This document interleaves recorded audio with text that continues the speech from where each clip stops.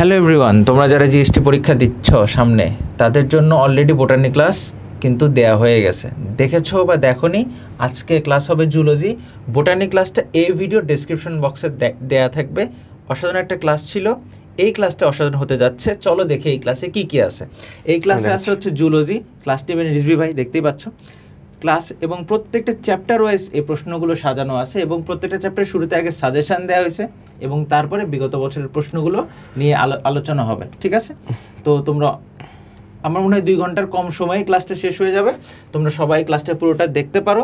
দেখলে আমি বিশ্বাস করি যে এখান থেকে তোমরা একটা ভালো সাপোর্ট পাবা তোমাদের পরীক্ষায়। ওকে, তাহলে আমরা আর দেরি না করে ক্লাসে চলে যাবো। রিজভি, বাচ্চারা কি খবর, ভালো আছো কিনা? জানি সময়টা খুব দুর্যোগের, তবুও যে সাথে আছো, চেষ্টা করে যাচ্ছ, এই জন্য তুমি একটা আমার কাছ থেকে একটা ধন্যবাদ এবং কি বলা যায়, স্যালুট পাও। অন্তর ভাইকে একটু ধন্যবাদ না দিলেই না, কারণ হচ্ছে তোমরা তো আমার জন্য একটা বড় মোটিভেশনের জায়গা। ইউটিউবের কমেন্ট বক্সগুলো আমি চেক করে দেখেছি যে অনেকেই বলেছে ভাই জুলজি ক্লাসটা নেন, এর জন্য আমি দাঁড়িয়েছি। কিন্তু এর পেছনে আবার অন্তর ভাইয়ের একটা ভূমিকা আছে। ভাইও আমাকে সবসময় পুশ করেন যেন আমি আসলে তোমাদের জন্য কাজগুলো করতে পারি। তো এই ভিডিওগুলো, যে ভিডিওগুলো আসলে তোমার মতো তোমার অন্যান্য বন্ধুদেরও দরকার, তুমি একটু মেক শিওর করবা যেন এটা খুব দ্রুত সময়েই অন্যান্য বন্ধুর কাছে পৌঁছে যায়। কারণ হাতে আমাদের বেশি সময় বাকি নাই। 5 তারিখে হাজি দানেশ পরীক্ষা আমি জানি, তারপরে তো জিএসটি পরীক্ষা, হাতে সময় বেশি বাকি নেই। আমরা চাইলেও খুব এলাবোরেটলি পড়তে পারছি না। ভাইয়ের ইচ্ছা করছে আর একটু বেশি করে পড়াতে, কিন্তু শেষ সময়ে অনেক কিছু পড়ে মাথা ভার করা যাবে না। আমরা অনেক কিছু পড়েছি অলরেডি, রাইট? আমরা পড়ছি বা না পড়ি, এখন আর কি বেশি পড়ার সুযোগ নেই।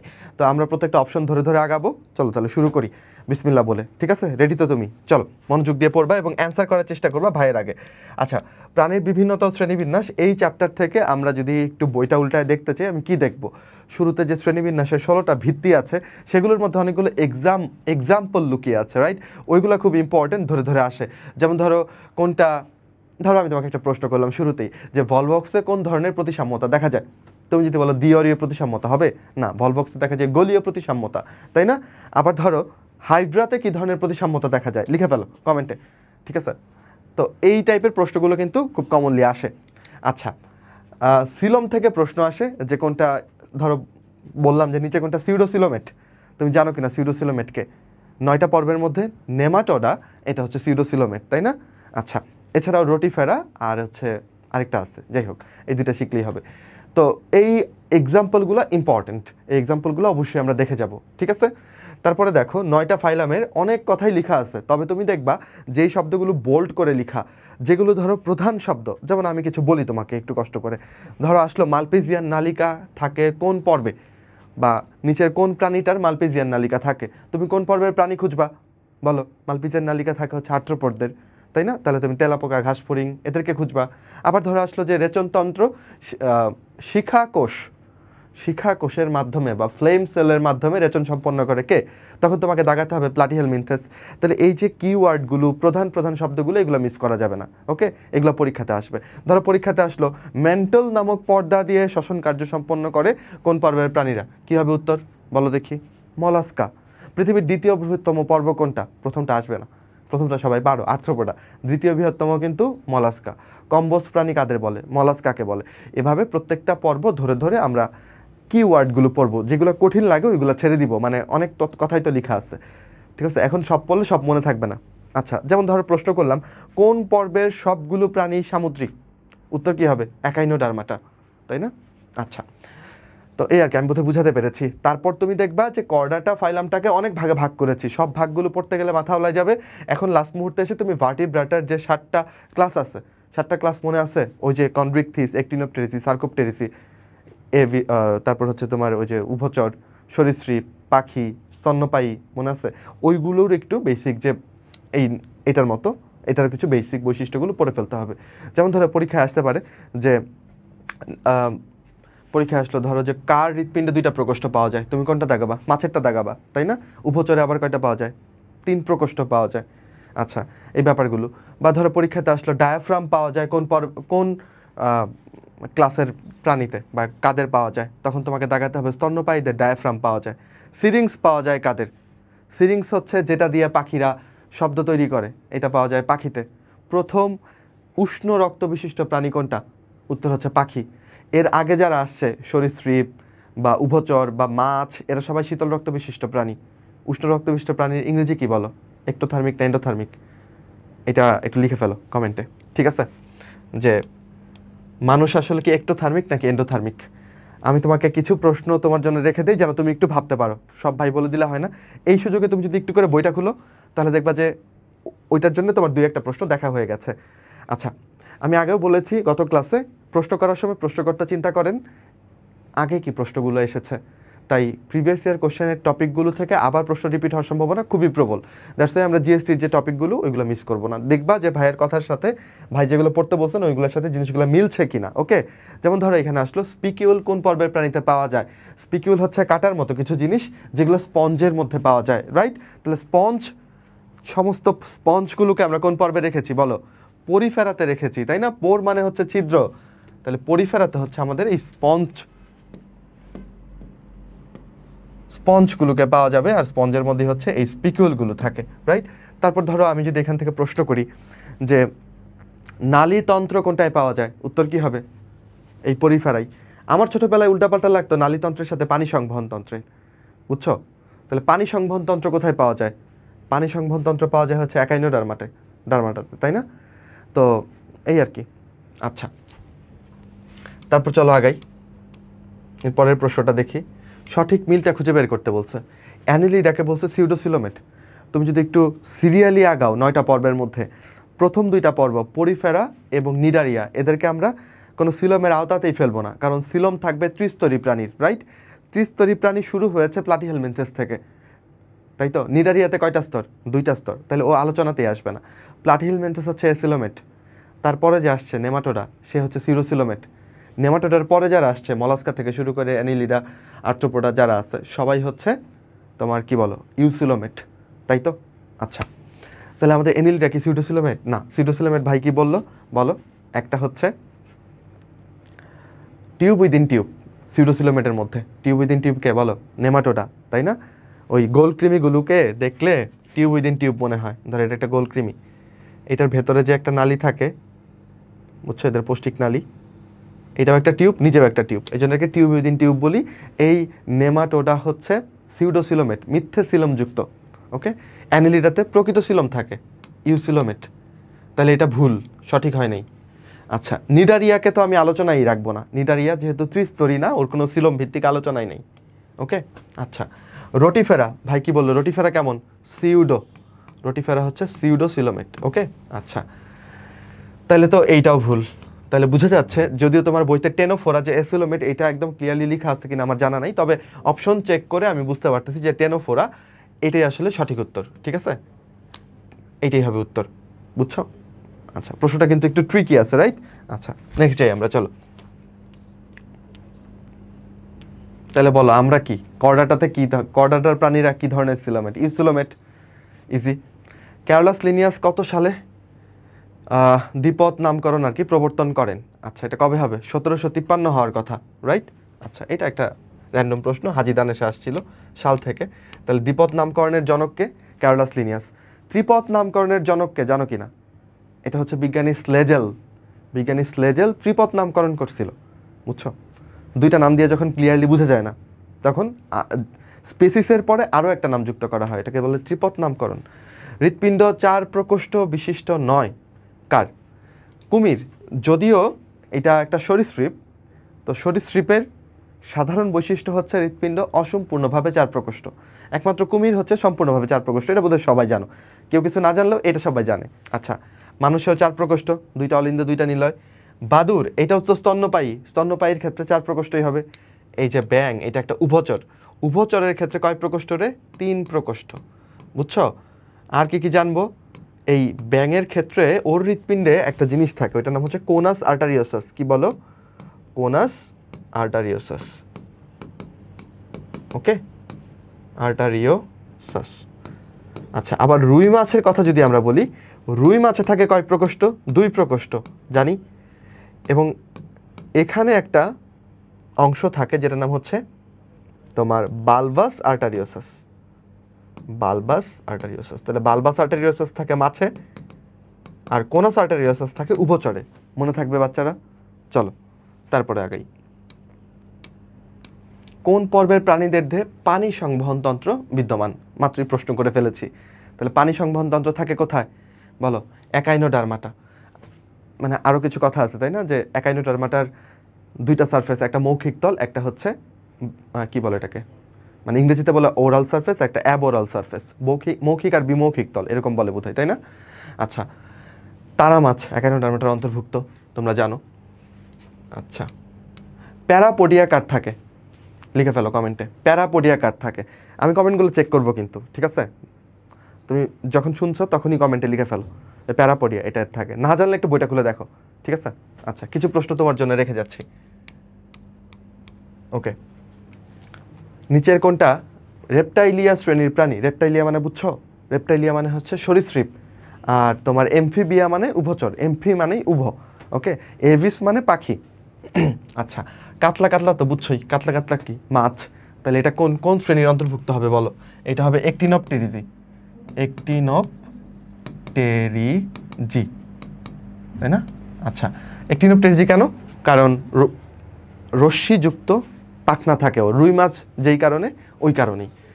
আচ্ছা, এইটা কি প্রিস্টিস পেকটিনাটা? এটা তো, এটার বৈজ্ঞানিক নামটা আমার কমন পড়ে না, এটা একটু চেক দিও তো, এটা কোনটা? আরেকটা হচ্ছে নাজা নাজা, নাজা নাজা হচ্ছে গোখরা সাপ। তাহলে সাপ হচ্ছে সরীসৃপ, বুকে ভর দিয়ে চলে, তাই সাপ, কচ্ছপ, কুমির এরা হচ্ছে সরীসৃপ। তাহলে পেয়ে গেছি আমরা নাজা নাজা, ওকে, সবগুলো হবে না। এরপরে কি প্রশ্ন?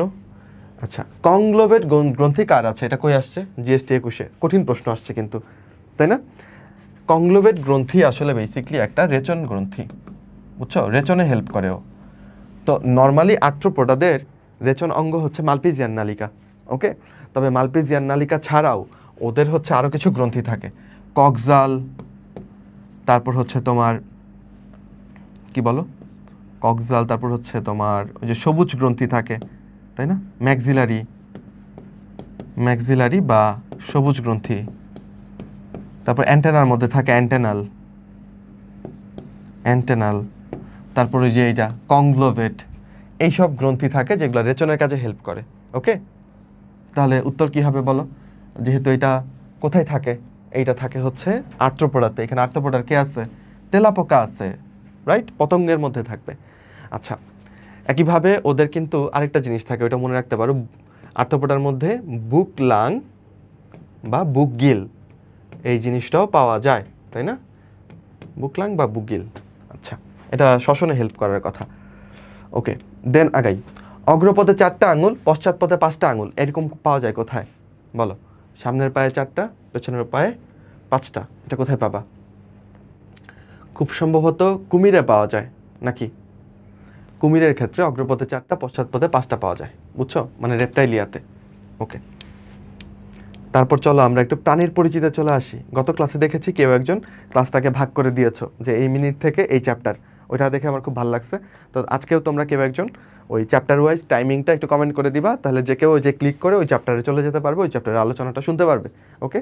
অন্যের উপকার করলে সৃষ্টিকর্তা দেখবা কোনো না কোনোভাবে এইটার প্রতিদান তোমাকে দেখবা যে দিয়ে দিচ্ছেন, বুঝছো? তুমি মনে করতেছো আর এটা এমন আর কি, কিন্তু মানে তুমি বুঝতেও পারছো না যে তুমি আরেকজন উপকার করে ফেলতেছো, তাই না? তো সবসময় এই ধান্দায় থাকবা যে কিভাবে আরেকজনের হেল্প করা যায়, তাহলে দেখবা যে আপনি নিজের ভালো হবে, অন্য মানুষও তোমাকে হেল্প করবে, ওকে। আসি প্রাণীর পরিচিতি, তাহলে এখান থেকে কোনটার কোন টপিক পড়বা? এখানে আসলে ওই যে বললাম অবজেক্টিভের জন্য আসলে সাজেশন দেওয়া সো টাফ, তবে যেই সব টপিক থেকে বেশি প্রশ্ন আসে, হাইড্রার ক্ষেত্রে ওর নিডোসাইট বা নেমাটোসিস্টের যে আলোচনাগুলো আছে, হ্যাঁ, এটা খুব ইম্পর্টেন্ট। চলন কিভাবে চলে হাইড্রা? দ্রুত চলন পদ্ধতি কোনটা হাইড্রার বলো? সমারসল্টিং, ডিগবাজি মেরে দ্রুত চলে। লম্বা চলতে গেলে লুপিং, লম্বাতে ল, লুপিংয়ে ল, তাই না? আর সমারসল্টিং হচ্ছে ডিগবাজি মেরে গেলে দ্রুত চলে, ওকে। তারপর ধরো ঘাসফড়িংয়ের ক্ষেত্রে আসো, বাহ্যিক গঠনগুলো থেকে প্রশ্ন আসে। বাহ্যিক গঠনের মধ্যে কি আছে বলো? ওর যে মানে ওকে কী কী ভাগে ভাগ করি আমরা? মস্তক, বক্ষ আর উদরে ভাগ করি না? তো এখানের পুরো অংশটাই বেশি ইম্পর্টেন্ট। যেমন ধরো পরীক্ষাতে আসলো যে ঘাসফড়িংয়ের তো 2 জোড়া ডানা থাকে, রাইট? প্রথম জোড়া ডানাকে কি কি নামে ডাকে? প্রথম জোড়া ডানা কিন্তু উঠতে হেল্প করে না, সেটা দিয়ে ও দ্বিতীয় জোড়া ডানাকে ঢেকে রাখে, ঠিক তো? তাহলে এই প্রথম জোড়া ডানার নাম কি? এলিট্রা বা ট্যাগমিনা বা উইং কাভার, তাই না? তাহলে এই পার্টগুলো আমরা একটু পড়বো, ওকে। ওর কয় জোড়া পা থাকে? 3 জোড়া পা থাকে। সামনের দুইটা হচ্ছে হাঁটতে হেল্প করে, পেছনেরটা লাফাইতে হেল্প করে। আর তারপরে আরও কি পড়তে পারো, ওর উদরের মধ্যে বক্ষ এবং উদর অঞ্চল মিলিয়ে কি থাকে, শ্বাস, ওগুলাকে কি বলে, স্পাইরাকেলের বাংলা কি, শ্বাসরন্ধ্র। ওকে, তাহলে শ্বাসরন্ধ্র কতগুলো থাকে ওর, 10 জোড়া, 2টা থাকে বক্ষে, 8 মানে 2টা না, 2 জোড়া থাকে বক্ষে, 8 জোড়া থাকে উদরে, তাই না? এইভাবে গঠনটা একটু পড়তে হবে। ওকে, তারপর ধরো ঘাসফড়িংয়ের পিঠের দিকে, আচ্ছা আমার কাছে এখানে একটা ঘাসফড়িংয়ের ছবি আছে, ও না বইয়ের পেছনে তার ঘাসফড়িংয়ের ছবি তুলে দিছে। যাই হোক, সব ছবি দেখে পড়াতে পারছি না, আশা করি রিলেট করতে পারবা, কারণ এগুলো তোমরা কম বেশি পড়েছো। ঘাসফড়িংয়ের পিঠের দিকে ওর কি থাকে, টারগাম না স্টারনাম, টারগাম। তাহলে অগ্রবক্ষের টারগামটা খুব বড় হয়, বুঝছো, এত বড় যে অগ্রবক্ষ থেকে কোনো ডানা বা কিছু কিন্তু বেরোতে পারে না, অগ্রবক্ষে কিন্তু কোনো ডানা নাই, কারণ পিঠের মধ্যে একটা শিল্ডের মতো আছে। বলতে হবে ওই টারগামটার নাম কি, পারবা? আচ্ছা, ওটার নাম হচ্ছে, বলবো, আচ্ছা প্রোনোটাম। ওকে, ওটাকে বলে প্রোনোটাম, তাই না? এভাবে আমরা গঠনটা ভালো করে পড়বো। অ্যান্ড দেন পুঞ্জাক্ষী এবং দর্শন থেকে অনেকগুলো প্রশ্ন আসে। কীরকম আমি তোমাকে বলি, এই যে পুঞ্জাক্ষীর একক কি, ওমাটিডিয়াম। একটা পুঞ্জাক্ষীতে কয়টা ওমাটিডিয়াম থাকে, 2000 ওমাটিডিয়াম থাকে। দেন হচ্ছে এই পুঞ্জাক্ষীর যে কিছু অংশ আছে, ধরো প্রশ্ন করলো যে র্যাবডমের কোন অংশ দ্বারা, সরি অ্যান্সার দিয়ে ফেলছি, ওমাটিডিয়ামের কোন অংশ দ্বারা আলো গৃহীত হয়, উত্তর কি হবে, র্যাবডম দিয়ে আলো গৃহীত হয়। বুঝছো? তাহলে ওমাটিডিয়ামের ছবিটার দিকে একটু দেখতে পারো, এটার অংশগুলো দেখতে পারো, এই, হ্যাঁ। আর ওর যে সুপার পজিশন আর অ্যাপোজিশন, দুইটা ভাবে বিম্ব তৈরি করে না? সুপার পজিশন কখন বলো, যখন তোমার উজ্জ্বল আলো, তখন কোনটা তৈরি করে, তখন করে অ্যাপোজিশন, তাই না? আর যখন অনুজ্জ্বল আলো তখন করে সুপার পজিশন, ঠিক বললাম তো? আচ্ছা, রুই মাছের থেকে কি পড়বা, রুই মাছেরও বাহ্যিক গঠনটা একটু পড়বা, পটকার পার্টটা একটু ভালো করে পড়বা। ওই পটকার সাথে ওর অন্য নালীর সংযোগ মেনটেন করে কে, একটা নালী দিয়ে সংযোগ রক্ষা হয়, নিউমেটিক নালী দিয়ে, তাই না? তারপর পটকা থাকলে এটাকে আমরা বলি ফাইসোস্টোমাস, পটকা না থাকলে এটাকে বলি ফাইসোক্লিস্টাস। রুই মাছ হচ্ছে ফাইসোস্টোমাস, রাইট? 2টা গহ্বর থাকে পটকাতে, পটকার পার্টটা একটু পড়লা, যেটাকে আমরা বায়ুথলিও বলি। ওকে, আচ্ছা, বা সন্তরণ থলিও বলি। আচ্ছা, ঘাসফড়িংয়ের রূপান্তর, রূপান্তর শেষ পার্টটা একটু ভালো করে পড়বা। রূপান্তর 2 রকমের হয়, একটা সম্পূর্ণ, একটা অসম্পূর্ণ। তুমি কি জানো যে এই যে ঘাসফড়িংটা, এটা ছোটোবেলায় দেখতে ঘাসফড়িংয়ের মতোই ছিল, হ্যাঁ? তাহলে এর রূপান্তরটা আসলে এমন হয় না যে একদম আমূল পরিবর্তন, এমন কিছু না। কিন্তু তুমি যদি প্রজাপতির ক্ষেত্রে চিন্তা করো, প্রজাপতিতে কি হয় জানো? এই যে প্রজাপতি যেটাকে তুমি ধরতে যাও, দেখলে খুব সুন্দর লাগে, এই প্রজাপতি ছোটবেলায় একটা কীড়া বা কীটের মতো ছিল, এরকম কিলবিল করে চলতো সে, বুঝছো? যাকে দেখলেই তুমি ভয়ে দৌড়ে পালাইতা, হায় হায় রে। কিন্তু সে সময়ের পরিবর্তনে সেই কীড়া বা সেই কীট প্রজাপতি হয়েছে, তাই না? এখন দুঃখজনক হলেও সত্য, তোমার পরিবেশ তোমাকে ওইভাবেই হয়তো বা ফিল করাচ্ছে, না করাইলে আলহামদুলিল্লাহ, বাট আশেপাশ তো আমরা জানি দেশের পরিস্থিতি বা মানুষের পরিস্থিতি, সবাই তো আর খুব বেশি উদার মানসিকতা না। তো তোমাকে হয়তো বা এরকম কীট বা কীড়ার মতো ফিল করাচ্ছে যে না, তোমাকে দিয়ে কিছু হচ্ছে না, কিন্তু তুমি কিছুদিন বাদে প্রজাপতি হবা। এই প্রজাপতি হইতে গেলে যে তোমাকে চান্স পাইতে হবে এরকম না, তাই না? তুমি ডেফিনেটলি কিছু না কিছু ভালো করবা ইনশাল্লাহ জীবনে, ঠিক আছে? এবং তুমি একটা প্রজাপতি হবা তাদের কাছে, সেদিন তারা তোমাকে ধরতে যাবে, কিন্তু তুমি সেদিন তার ধরা দিও না, তুমি প্রজাপতির মতো তখন উড়ে যাবা, ঠিক আছে? তো এই রূপান্তরটার অপেক্ষা করতে হবে এবং চেষ্টাটাও করতে হবে। যাই হোক, তাহলে প্রজাপতির রূপান্তর কেমন? সম্পূর্ণ রূপান্তর, একদম আমূল পরিবর্তন। কোথায় এরকম একটা কীট আর তারপরে কোথায় একটা প্রজাপতি। কিন্তু ঘাসফড়িংয়ের ক্ষেত্রে, তেলাপোকার ক্ষেত্রে ছোটবেলাতেও দেখতে যেমন, বড়বেলাতেও দেখতে তেমন, এমন রূপান্তরকে আমরা কি বলবো বলো? অসম্পূর্ণ রূপান্তর। মনে করো একটা তেলাপোকা, ও যদি ছোটবেলায় একটা কীটের মতো থাকতো, এমনিতেই তেলাপোকা তো আমাদের কাছে যে ভয়ঙ্কর, আবার এটা যদি কীট হইতো তাইলে তো মানে ভয়ঙ্কর, আরও বেশি ভয়ঙ্কর, তাই না? এবং ঘাসফড়িং বা তেলাপোকার এই ছোটো দশাকে আমরা বলি নিম্ফ, রাইট? আর প্রজাপতির ওই যে কীড়া দশাটা বললাম, এটাকে আমরা বলি লার্ভা। তাহলে লার্ভা দশা পাওয়া যায় সম্পূর্ণ রূপান্তরে, নিম্ফ দশা পাওয়া যায় অসম্পূর্ণ রূপান্তরে। ওকে, আচ্ছা, অসম্পূর্ণ পূর্ণাঙ্গ প্রাণীকে কি বলে? লিখে ফেলো, অসম্পূর্ণ রূপান্তরে পূর্ণাঙ্গ প্রাণীকে কি বলে? আচ্ছা, রুই মাছের পটকা অন্ননালীর মধ্যে সংযুক্ত হয় কোনটির মাধ্যমে? অলরেডি বলে ফেলছি, নিউমেটিক নালী। এবার আরেকটা প্রশ্ন ছুড়ে দিব তোমার কাছে, সেটা হচ্ছে যে পটকার সাথে অন্তকর্ণের একটা সংযোগ হয়। অন্তকর্ণ, রুই মাছেরও কর্ণ আছে, ঠিক আছে, অন্তঃকরণের সাথে এই পটকার সংযোগ করে কে? উত্তরটা বলেই দেই, সেটা হচ্ছে ওয়েবেরিয়ান অসিকাল। ওয়েবেরিয়ান অসিকাল, ওকে, ওয়েবেরিয়ান অসিকাল বা ভেবেরিয়ান অসিকালও বলে। এই ছোট্ট একটা হাড্ডি এইটা পটকার সাথে অন্তঃকরণের সংযোগ করে। তাহলে খেয়াল করো এটা কি অন্ননালী বলছে নাকি অন্তঃকর্ণ বলছে? ওকে, অন্ননালী হইলে নিউমেটিক নালী। ওকে, ঘাসফড়িংয়ের শ্রবণথলি কি দিয়ে আবৃত থাকে? তাহলে ঘাসফড়িংয়ের শোনার জন্য একটা ছিদ্র থাকে। আমাদের যে কানের পর্দা ওইটার নাম হচ্ছে টিম্প্যানিক মেমব্রেন। এবার তুমি বলো ঘাসফড়িংয়ের শ্রবণথলি কি দিয়ে আবৃত থাকবে? যেই পর্দা দিয়ে আবৃত থাকবে এটার নাম হচ্ছে টিম্পেনাম। এখানে একটা রফলা উঠে গেছে, উত্তর কি হবে বলো? টিম্পেনাম। ওকে, এবার প্রশ্ন, টিম্পেনাম ঘাসফড়িংয়ের কয় নাম্বার খণ্ডকে থাকে? বক্ষে থাকে না উদরে থাকে? উত্তর হচ্ছে উদরে থাকে, এবং এটা প্রথম উদরীয় খণ্ডকে থাকে। ওকে, প্রথম উদরীয় খণ্ডকে, উদরীয় খণ্ডকে এটা থাকে টিম্পেনাম। দুই পাশে দুইটা টিম্পেনাম থাকে, এটা দিয়ে ঘাসফড়িং শুনতে পায়। ওকে, আচ্ছা, আর টার্গাম, স্টারনাম, প্লিউরন এগুলো কি বুঝতে পারছো? ঘাসফড়িংয়ের পিঠের দিকের যে কাইটিন বা আবরণ ওইটা হচ্ছে টার্গাম। এটা কোথায় থাকবে তাহলে? পিঠের দিকে ঘাসফড়িংয়ের। অগ্রবক্ষেরটা প্রোনোটাম হয়ে গেছে বড় হয়ে, এটা থাকবে পেটের দিকে, তাই না? আর প্লিউরনটা শুধুমাত্র বক্ষে থাকবে, ঘাসফড়িংয়ের বক্ষে। এটা কোন দিকে থাকবে? পাশে থাকবে। হ্যাঁ, উদরে নাই কিন্তু প্লিউরন, কিন্তু উদরে বা পেটে নাই। ওকে, ঘাসফড়িংয়ের মোট কয়টা খণ্ডক পাওয়া যায় জানো? ঘাসফড়িংয়ের খণ্ডক পাওয়া যায় 20টা। ওর যে মুখমণ্ডল না, মানে ওর যে কি বলা যায় মস্তক, এই মস্তকে থাকে 6টা ভ্রূণীয় খণ্ডক। ওকে, আর বক্ষে থাকে 3টা, অগ্র, মধ্য, পশ্চাৎ। তাই তো, বুঝতেছো? একটা ঘাসফড়িং ধরো, এটা ধরো ঘাসফড়িংয়ের মুখ, ঠিক আছে? আচ্ছা, এরপর এটা মনে করো বক্ষে থাকে 3টা।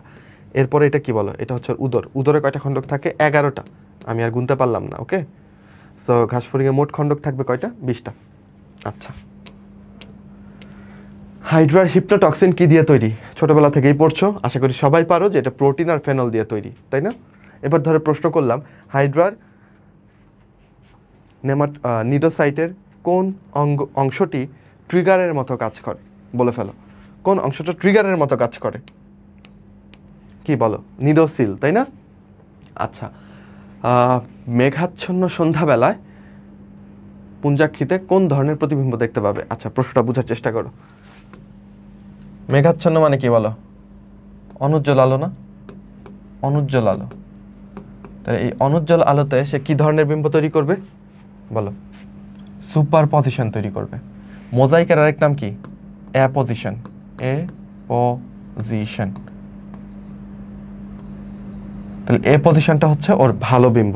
ওকে, উজ্জ্বল আলোতে মোজাইকের মতো করে দেখবে, আর সুপার পজিশনটা অন্ধকারে দেখবে, ওইটা অত ভালো মতো দেখতে পারবে না। তখন জিএসটিতে আসছিল, তাইলে আমরা ওর যে দুইটা বিম্ব এই ব্যাপারটা একটু ভালো করে পড়বো। ওকে, ওর ওমাটিডিয়ামে, ধরো এটা একটা ওমাটিডিয়াম, ওমাটিডিয়ামের এখানে তো আইরিশ রঞ্জক আবরণীগুলো থাকে। তো উজ্জ্বল আলোতে এই রঞ্জক আবরণীগুলো পুরোটাকে ঢেকে রাখে। ফলে কি হয়? ফলে এক জায়গার লাইট, ধরো এটা লাইট, এটা কি হইতে পারে না বলো? পাশেরটায় যেতে পারে না, একটা ওমাটিডিয়ামের মধ্যেই আবদ্ধ থাকে। ফলে এই মোজাইক বা অ্যাপোজিশন বিম্ব তৈরি হবে। ওকে, এবং ধরো এখানে 3টা ওমাটিডিয়াম আছে। হ্যাঁ, 3টা ওমাটিডিয়াম, তাহলে 3টারই এই রঞ্জক আবরণীগুলো কি হবে বলো? এরকম লম্বা হয়ে থাকবে। ফলে একটা লাইট আরেকটায় যেতে পারবে না। সো এক একটা পয়েন্টের বিম্ব একটা জায়গায় তৈরি হবে। জিনিসটাকে তাহলে সে কিসের মতো দেখবে? মোজাইকের মতো দেখবে, বুঝছো? আর যদি এটা সুপার পজিশন হয় তাহলে বিম্বটা কেমন হবে? ঝাপসা হবে। কেন ঝাপসা হবে? কারণ তখন আলো কম থাকার দরুন তার যে রঞ্জক আবরণী সেগুলো ছোট হয়ে থাকবে, তাই না? ফলে একটা লাইট আরেকটাতে প্রবেশ করবে। আমি খুব সিম্পলিফাইড হয়তো আঁকার চেষ্টা করছি, তাড়াতাড়ি করে আসলে, ঠিক আছে? তাহলে ধরো এইটার লাইট কি হতে পারে? এই না চলে আসতে পারে, এটার লাইট আবার এটাই চলে আসতে পারে। তখন একটার উপর আরেকটা পড়লে জিনিসটা কি হবে? ঝাপসা হয়ে যাবে না? ধরো আমি লিখতেছি এর উপরে আবার বি এর উপরে আবার সি, এই জিনিসটা কি বোঝা যাচ্ছে? একটার উপর আরেকটা পড়লে জিনিসটা ঝাপসা হয়ে যায়। অনুজ্জ্বল আলোতে ওইভাবে দেখবে, এবং এটাকে আমরা বলি সুপার পজিশন বিম্ব। আচ্ছা, দেন এখনো যারা আসো ভেরি গুড। কোনটা মিথজীবিতার ক্ষেত্রে সত্য? মিথজীবিতার পরজীবিতার পার্থক্য হচ্ছে মিথজীবিতাতে দুইজনই উপকৃত হবে, পরজীবিতাতে শুধুমাত্র ওই যে পরজীবী সে উপকৃত হবে আর পোষকের ক্ষতি হবে। যেমন ধরো আমাদের পেটের মধ্যে যদি কৃমির কথা বলি, কৃমি শুধু উপকৃত হয়, আমাদের তো কোনো উপকার হয় না, উল্টা আরও ক্ষতি হয়। তাহলে কৃমি কি মিথজীবী না পরজীবী? অবশ্যই পরজীবী, তাই না? আবার ধরো হাইড্রার সাথে জুক্লোরেলার একটা মিথজীবিতা সম্পর্ক দেখা যায়, এই পার্টটাও একটু পড়ো, ঠিক আছে? জুক্লোরের সাথে যে হাইড্রার মিথজীবিতা, যেমন ধরো ক্লোরোহাইড্রা ভিরিডিসিমা, এটা কিন্তু আসলে সবুজ রঙের না, কিন্তু এটার ভেতরে একটা জুক্লোরেলা নামক একটা শৈবাল থাকা, এটা সবুজ রঙের দেখায়। এই সবুজ শৈবালটা হাইড্রাকে খাবার দেয়, আবার শৈবালটা হাইড্রার ভেতরে আশ্রয় পায়, তো দুইজনই উপকৃত হচ্ছে, এরকম সম্পর্কে আমরা বলি মিথজীবিতা। ওকে, আচ্ছা দেখো প্রশ্নটা কিন্তু সহজ, তাই না? তাহলে জিএসটির প্রশ্নগুলো আসলে কনসেপচুয়াল হয়, সহজ কঠিন মিলিয়েই হয়। আচ্ছা, ঘাসফড়িংয়ের মস্তকের পৃষ্ঠদেশে ত্রিকোণাকার অংশটার নাম কি? খুব ভালো প্রশ্ন। তাহলে ওর মস্তকটাকে একটু তোমার চিন্তা হবে, ওর মস্তকটা ঘাসফড়িংয়ের যে মুখ এটা নিচের দিকে থাকে, বুঝছো? মানে ধরো এইটা যদি ওর মস্তক হয় তাহলে এইখানটাতে ওর মুখ থাকে, তাই না? এ ধরো বক্ষ এখানে, তাহলে মুখটা নিচের দিকে থাকায় এরকম মস্তককে আমরা বলি হচ্ছে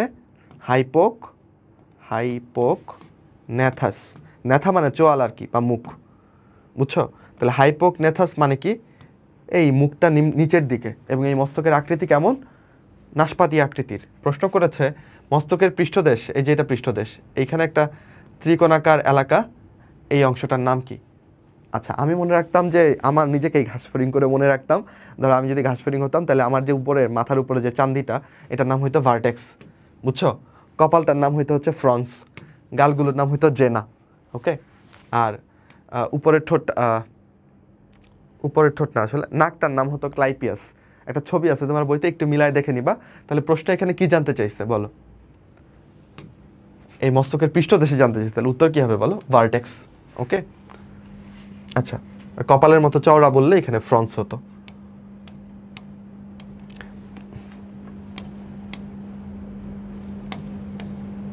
পুঞ্জাক্ষী কোন প্রাণীতে পাওয়া যাবে? আচ্ছা, পুঞ্জাক্ষী তো থাকে আর্থ্রোপোডাতে, তাই না? তাহলে এটা বেসিকলি আরশোলা, ঘাসফড়িং দুই জায়গাতেই পাওয়া যাবে। বাট আমাদের বইতে যেহেতু ঘাসফড়িং নিয়ে আলোচনা আছে, বুঝতে হবে যে স্যার হয়তো বা ঘাসফড়িং মিন করেই প্রশ্নটা করেছেন, তাহলে তখন তুমি ঘাসফড়িং দেখাবা। এরপর আসো, প্রজনন ঋতুতে কার্প মাছের হালদা নদীতে আগমন কোন ধরনের আচরণ? আচ্ছা, এই ব্যাপারটা কি? এই ব্যাপারটা হচ্ছে আসলে রুই মাছের প্রজনন হয় কবে বলো? রুই মাছও তো কার্প জাতীয় মাছ। এই মাছের প্রজনন হয় হচ্ছে যখন কালবৈশাখী ঝড় হয়, হ্যাঁ, মানে জুন জুলাই মাসে আসলে তখন এর প্রজননটা হয়। কালে যদি বলো কোন কাল, তাহলে আসলে বর্ষাকালে ওর প্রজননটা হয়। তো এখানে আসলে ব্যাপারটা যেটা ঘটে, নদীর যে বাঁকটা থাকে এখানে আসলে স্রোত অনেক বেশি থাকে, ওকে? এই দেখো, এটা মনে করো পানির স্রোতের দিক। নদী নৌকার অঙ্ক করাবো না, ভয় পাইও না, ঠিক আছে? রুই মাছটা সাঁতরাবে কোন দিকে? রুই মাছটা সাঁতরাবে হচ্ছে এটার অপোজিট সাইডে, ওকে? তাহলে রুই মাছটা সাঁতরাবে হচ্ছে এই দিক বরাবর। প্রথমে সাঁতরাবে হচ্ছে স্ত্রী রুই মাছ, তার পেছন পেছন সাঁতরে যাবে হচ্ছে পুরুষ রুই মাছ, ওকে? আচ্ছা, তাহলে এই যে স্রোতের বিপরীতে সাঁতরানো, এটাকে আমরা বলি নেগেটিভ রিওটেক্সিস। যদিও স্রোতের দিকে সাঁতরাই তো এটাকে আমরা বলতাম পজিটিভ রিওটেক্সিস। রিও মানে হচ্ছে স্রোত, আর ট্যাক্সিস হচ্ছে দিকমুখিতা, স্রোতের দিকে না স্রোতের বিপরীতে। উত্তর হচ্ছে স্রোতের বিপরীতে। তাহলে এটা কি ধরনের রিওটেক্সিস? নেগেটিভ রিওটেক্সিস, ওকে? হাইড্রোটেক্সিস মানে কি? পানির দিকে দিকমুখিতা। ধরো মরুভূমিতে আমি খুব তৃষ্ণার্ত, আমি এখানে পানি দেখতে পেলাম, আমি পানির দিকেই যাব, তাহলে আমি কি ধরনের হাইড্রোটেক্সিস দেখালাম? পজিটিভ, ওকে? আচ্ছা, এরকমই আর কি। কেমোটেক্সিস মানে কেমিক্যালের দিকে যাওয়া। এই জিওটেক্সিস মানে যেদিকে অভিকর্ষ ত্বরণ আছে সেদিকে যাওয়া। আচ্ছা, তো এখানে যেটা ঘটবে, রুই মাছের গায়ে, রুই মাছ কেন এই যে নদীর বাঁকগুলোতে বা মোহনাতেই আসলে প্রজননটা করে? কারণ এখানে স্রোত সবচেয়ে বেশি। স্রোতের ধাক্কা যখন স্ত্রী মাছটার গায়ে লাগবে, ঠিক আছে, তখন সে শিহরিত হবে এবং সেই শিহরণে সে আসলে ডিমটা ছেড়ে দিবে, এবং সেই ডিমের উপরে পুরুষটা গিয়ে শুক্রাণু ছেড়ে দিবে। তাহলে নিষেকটা কোথায় হলো? নিষেকটা হলো দেহের বাইরে। এমন নিষেককে আমরা কি বলি? বহি নিষেক, বুঝছো? এই তো। আচ্ছা, কোথায় ছিলাম? তাহলে উত্তর পাইছি, ওকে?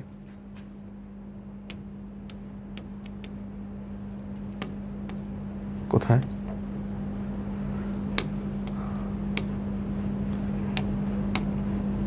হাইড্রার ধীরগতির চলন কোনটা তুমিই বলো। লুপিং হচ্ছে লম্বা দূরত্ব অতিক্রমের জন্য, এটাও মানে অত বেশি ফাস্ট না, সমারসল্টিংটা অনেক ফাস্ট। তবে সবচেয়ে ধীরগতির যদি তোমাকে বলে তাহলে এটা হচ্ছে গ্লাইডিং চলন। গ্লাইডিং চলনটা কি দিয়ে করে, ওর যে পাদচাকতি থাকে এখানে কিছু গ্রন্থি কোষ থাকে, এই গ্রন্থি কোষের সিক্রেশন দিয়ে ও অল্প একটু গ্লাইড করে যায়। ধরো একটা মসৃণ সারফেস পেলো সে, ওই মসৃণ তলে অল্প একটু গ্লাইড করে যাবে, এটাই গ্লাইডিং চলন, যেটা খুবই ধীরগতির। ওকে, আচ্ছা। পরীক্ষায় প্রশ্ন আসতে পারে নিচে কোনটা হাইড্রার চলন নয়? লুপিং, সমারসল্টিং, হাঁটা, সাঁতরানো, না হাঁটা দৌড়ানো, দৌড়ানো বলে কিন্তু ওর কোনো চলন নাই, কিন্তু হাঁটা বলে একটা আছে, কর্ষিকাগুলোকে পায়ের মতো ব্যবহার করে হাঁটতে পারে, বুঝছো? এবার লিখে ফেলো, আরোহণ অবরোহণ সম্পন্ন হয় হাইড্রার কোন ধরনের চলনে? কমেন্টে লিখো, আরোহণ অবরোহণ সম্পন্ন হয় হাইড্রার কোন ধরনের চলনে? আচ্ছা, ব্রেনস্টর্মিং করো, ঠিক আছে? মস্তিষ্কটাকে খাটাও, না পারলে হতাশ হয়েও না, খালি পরীক্ষার আগে দোয়া করবা এটাই যে ইনশাল্লাহ আমি যেগুলো পারি, আমি যেগুলো পড়েছি সেখান থেকে আসবে। এভাবে আমাদের মস্তিষ্ককে বা নিজেদের মানে কি বলবো আসলে হার্ট মস্তিষ্ক সব কিছুকেই ঠান্ডা রাখতে হবে। চিন্তা করতে হবে যে সৃষ্টিকর্তা যা করবেন ভালোর জন্য করবেন, এই পরীক্ষায় চান্স হোক না হোক তাতে আমার কিচ্ছু যায় আসে না, আমি ফোকাস করি আমার দিকে, আমি যেগুলো পারি ওগুলোই আসবে, ওইগুলো যেন আমি পেরে আসি। বেশি চিন্তা নিলেই আসলে পরীক্ষা খারাপ হয়ে যায়, বুঝছো? এইটা পারলে কি হবে, না পারলে কি হবে, এগুলো চিন্তা করে করে নিজের উপর চাপ বাড়াও না। বি কনফিডেন্ট, হাতে সময় কম, এখন হচ্ছে কথা কম কাজ বেশি করতে হবে। পরীক্ষার আগে চুপচাপ থাকবা এবং সব পজিটিভলি ভাববা যে রিজভি ভাই বলছে আমার এই পরীক্ষাটা ভালো হবে, ওকে, তাহলে আমি পরীক্ষা ভালোই দিব ইনশাল্লাহ। আর রেজাল্ট ভালো করলে আপনি প্লিজ আমাকে জানাইতে ভুলবেন না, এই ভিডিওগুলোর কমেন্টে একটু জানাই যাবেন, ঠিক আছে? তো পরে চেক দিব ইনশাল্লাহ, ওকে, অথবা পেজে জানায়েন, আমার যে ডক্টর রিজভি তৌহিদ পেজ আছে সেখানে জানায়েন, ওকে। সো একটা ভালো রেজাল্টের থেকে ভালো সংবাদ আসলে আর কিছু হইতে পারে না, ওকে। আচ্ছা, যাই হোক, ফিরে আসি। ঘাস ফড়িংয়ের প্রতিটি পুঞ্জাক্ষিতে কতগুলো ওমাটিরিয়া থাকে? বলো কতগুলো ওমাটিরিয়া থাকবে? 2000টা, প্রায় 2000টা ওমাটিরিয়া থাকে। ওমাটিরিয়া হচ্ছে পুঞ্জাক্ষীর একক, ওকে। কোনটা মৃদু আলোক সংবেদী? আচ্ছা, এটাও হাজি দানেশের প্রশ্ন, একটু অনেক আগে আসছে। এটা হচ্ছে আসলে অনেকটা মানুষের মানে স্নায়ু যে চ্যাপ্টারটা আছে তোমার, সমন্বয় ও নিয়ন্ত্রণ, ওইখানের প্রশ্নও হতে পারে, বাট স্টিল হাজি দানেশের পরীক্ষা বলে একটু প্রশ্নগুলো রাখছি আর কি। এটা একটু দেখো না, মৃদু আলোতে আমাদের 2 রকমের কোষ থাকে আসলে রেটিনাতে। রেটিনা হচ্ছে আমাদের আলোক সংবেদী স্তর, চোখের অনেকগুলো স্তরের মধ্যে 3টা স্তরের মধ্যে রেটিনা হচ্ছে আলো বুঝতে পারে। ওইখানে 2 রকমের কোষ থাকে, রড কোষ আর কোন কোষ। রড কোষ হচ্ছে আমাদেরকে অনুজ্জ্বল আলোতে বা রাত্রেবেলা দেখতে হেল্প করে, বুঝছো? অনুজ্জ্বল আলোতে দেখতে হেল্প করে। আর কোন কোষ হচ্ছে আমাদেরকে উজ্জ্বল আলোতে দেখতে হেল্প করে, ওকে। তাহলে এখানে যেহেতু মৃদু আলো বলছে, তাহলে মৃদু আলোর প্রতি সংবেদী কোনটা? রড কোষ, ওকে। এবং রড কোষ একটা সাদা কালো বিম্ব দেখায়, যেমন ধরো আবছা আলোতে তুমি কিন্তু রং দেখতে পাও না, চাঁদের আলো যখন পড়তেছে তখন কি তুমি রং দেখতে পাও না? তুমি মনে মনে চিন্তা করে নাও আরে এই গাছের পাতাগুলো সবুজ, আসলে তুমি দেখতে পাচ্ছ না সবুজ রঙের পাতা। তাহলে অনুজ্জ্বল আলোতে আসলে সাদা কালো বিম্ব দেখতে পাও তুমি, আলো যখন বেশি পড়ে তখনই তুমি রং দেখতে পাও, ওকে। এই রং দেখতে হেল্প করে কোন কোষ? ওকে, তাহলে হলো। তারপর যাই চলো, কোন প্রাণীর রক্তে হিমোসাইট থাকে? তাহলে হিমোসাইট কাদের রক্তকে বলি? আমাদের যে রক্তকণিকাগুলো ওইগুলোকে আমরা কি বলি বলো? ব্লাড সেল বা ব্লাড কর্পাসেল এভাবে বলতে পারি, রক্তকণিকা, তাই না? তোমার ঘাস ফড়িংয়ের রক্ত অংশ পড়তে গেলে তুমি দেখবা যে ওদের রক্তে 3 রকমের হিমোসাইট থাকে। একটা হচ্ছে প্রাক হিমোসাইট, একটা ট্রানজিশনাল হিমোসাইট, একটা বড় হিমোসাইট, তাই না? ট্রানজিশনাল হিমোসাইটের সংখ্যাই বেশি, তাই না? প্রথমে ছোট থাকে, এটা ধরো মানে প্রথম প্রাথমিক বা প্রাক হিমোসাইট, তারপর ফাইনালি গিয়ে সে অনেকখানি বড় হয়, এটা বড় হিমোসাইট। আর মাঝখানের স্টেজটাকে আমি বলতেছি ট্রানজিশনাল হিমোসাইট। এই 3 রকমের হিমোসাইট থাকে। উত্তর কি হবে তাইলে? ঘাস ফড়িং। এবার বলে ফেলো ঘাস ফড়িংয়ের রক্তে, ঘাস ফড়িংয়ের রক্তে না, তুমি বলো যে ঘাস ফড়িংয়ের হৃৎপিণ্ডের প্রকোষ্ঠ কয়টা? লিখে ফেলো কমেন্টে, ঘাস ফড়িংয়ের হৃৎপিণ্ডে কয়টা প্রকোষ্ঠ থাকে? ওকে, আচ্ছা, সোজা প্রশ্ন, পারবা আশা করি। পরিপাক ও শোষণে চলে আসো। আমরা অনেকখানি পড়ে ফেলছি আলহামদুলিল্লাহ, আধা ঘন্টার উপরে তোমরা ক্লাস করে ফেলছো, কংগ্রেচুলেশনস। আর একটু দেখতে থাকো। পরিপাক ও শোষণ থেকে এনজাইমগুলোকে মিস করবা না, কোন এনজাইম কোত্থেকে সিক্রেটেড হয় এবং কোথায় কাজ করে, ভেরি ইম্পর্টেন্ট। এবং এগুলোই কিন্তু বেসিক প্রশ্ন, তাই না? যেমন ধরো নিচের কোনটা, যদি প্রশ্ন চলে আসে যে নিচের কোনটা লিপিডকে পরিপাক করে? লাইপেস। কোনটা কার্বোহাইড্রেটকে পরিপাক করে? কমনলি অ্যামাইলেস, তাই না? কোন ট্রিপসিন কিসের উপর কাজ করে? ট্রিপসিন হচ্ছে তোমার প্রোটিওজ, পেপটন এগুলাকে ভেঙে কি বানায় বলো? অ্যামাইনো অ্যাসিড বানায় বা ট্রাইপেপটাইড বানায়, এগুলো বানায়, মানে প্রোটিন জাতীয় খাবারের উপর কাজ করে। তাহলে এই বেসিক কথাগুলো ভোলা যাবে না। লালার মধ্যে কোন এনজাইম থাকে? টায়ালিন। টায়ালিনের আরেকটা নাম আছে জানো? এটাকে বলে স্যালাইভারি আলফা অ্যামাইলেস, মানে টায়ালিনটাও এক ধরনের অ্যামাইলেস, ওকে, যেটা আমাদের লালায় থাকে, তাই এটা স্যালাইভারি বলছি, স্যালাইভা মানে লালা, ওকে। আচ্ছা, তাহলে সব রকমের এনজাইমের কাজ, ক্ষরণ, এগুলো পড়তে হবে। পাকস্থলীতে কোন এনজাইম কাজ করে? পাকস্থলীতে কিন্তু স্নেহ পরিপাকের, কার্বোহাইড্রেট পরিপাকের এনজাইম নাই।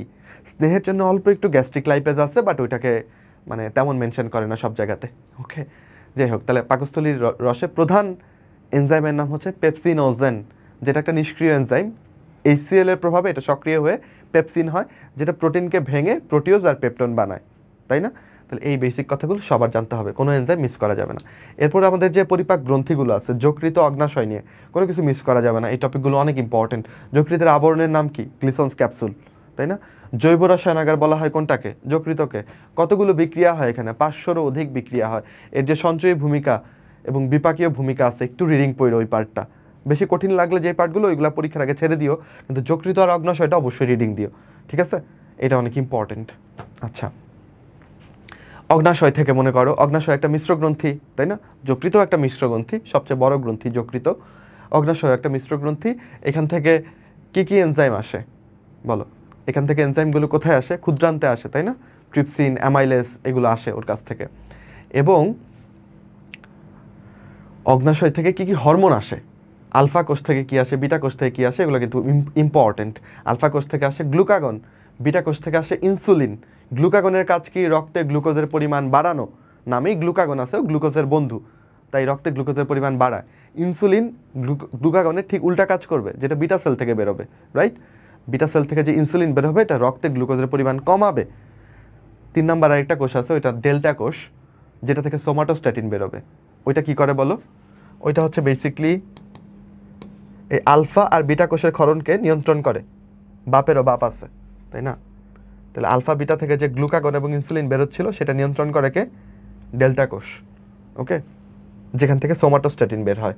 আরেকটা আছে প্যানক্রিয়াটিক পলিপেপটাইড।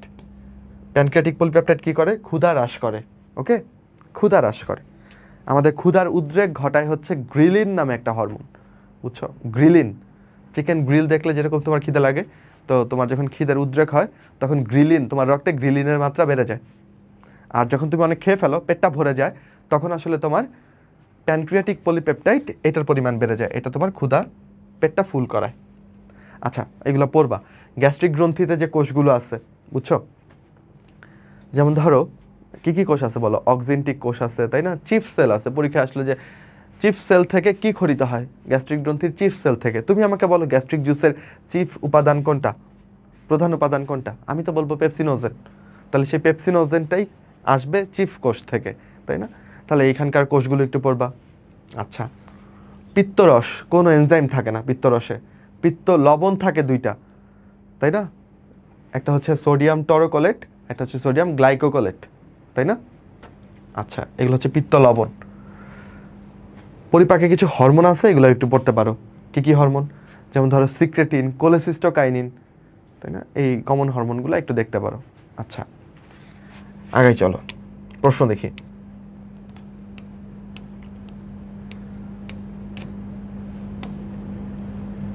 কোথায় আছি আমরা? এই তো। নিম্নোক্ত কোন পাচক রসে এনজাইম থাকে না? মাত্রই বললাম আমরা, পিত্তরসে কোনো এনজাইম নেই। আচ্ছা, পিত্তরস পিত্তথলি থেকে তৈরি হয়, সত্য না মিথ্যা? অ্যাবসলিউটলি রং। পিত্তথলি কখনোই পিত্তরস তৈরি করে না। পিত্তরস তৈরি করা যকৃতের কাজ, আর এটা জমা করে রাখে হচ্ছে পিত্তথলি, ওকে। যকৃতের কয়টা খণ্ড লিখে ফেলো কমেন্টে।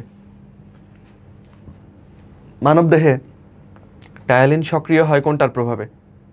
টায়ালিন বুঝছো? লালাতে যে অ্যামাইলেসটা থাকে, স্যালাইভারি আলফা অ্যামাইলেস, ওইটা সক্রিয় হয় কোনটার প্রভাবে? ক্লোরাইডের প্রভাবে। ক্লোরাইডের প্রভাবে ওটা সক্রিয় হয়, ওকে। আচ্ছা, তোমার লালার মধ্যে ক্লোরাইড থাকে, বাইকার্বনেট থাকে। অতিরিক্ত শর্করা জাতীয় খাবার খেলে রক্তে কি বেড়ে যায়? জিএসটি প্রশ্ন, বুদ্ধি থাকলে এগুলো অ্যান্সার করা যায়।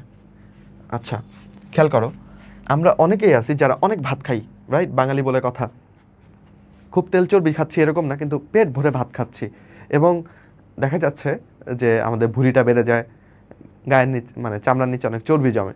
তাহলে চর্বিটা কোত্থেকে আসছে? যেই শর্করা তুমি খাইছো সেই শর্করা তোমার দেহে প্রথমত শক্তির যোগান দিচ্ছে গ্লুকোজ, এক্সট্রা শর্করাটা তোমার লিভারে গিয়ে জমা থাকতেছে গ্লাইকোজেন হিসেবে, তাই তো? এখন তোমার যে গোডাউন লিভার, সেই লিভারের যে ক্ষমতা গ্লাইকোজেন হিসেবে জমা করে রাখার, সেটাও ধরো ফুল হয়ে গেছে। তাহলে এই শর্করাগুলো যাবে কই?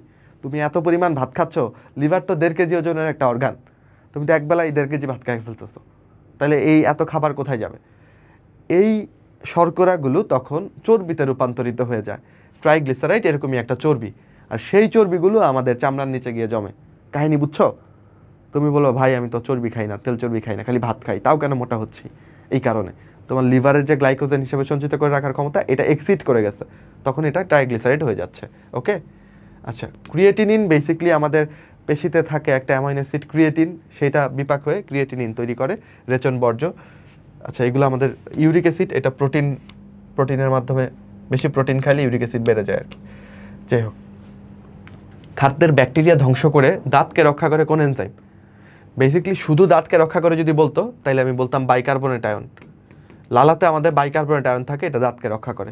যেমন তুমি দেখবা একটা তেঁতুল দেখলে, একটা জলপাই দেখলে, ধরো আমি যদি তোমাকে এখন বলি যে কেউ একজন পাকা তেঁতুল, পাকা জলপাই, শুকনো মরিচ, কাঁচা মরিচ, লবণ দিয়ে ভালো মতনে চটকে, হ্যাঁ, একদম আঙুল দিয়ে চেটেপুটে খাচ্ছে, এটা শুনেই তোমার যেমন লালা চলে আসবে না? আচ্ছা, তো এটা দেখলেও লালা চলে আসতেছে, কারণ কি? এটা কেন আসতেছে? লালা আসতেছে তোমার দাঁতগুলোকে প্রোটেক্ট করার জন্য। কারণ আমি যেগুলোর বর্ণনা দিলাম, জলপাই, তেঁতুল, এগুলোতে প্রচুর অ্যাসিড থাকে। এই অ্যাসিডগুলো তোমার দাঁতকে কি করতে পারে? ক্ষয় করতে পারে।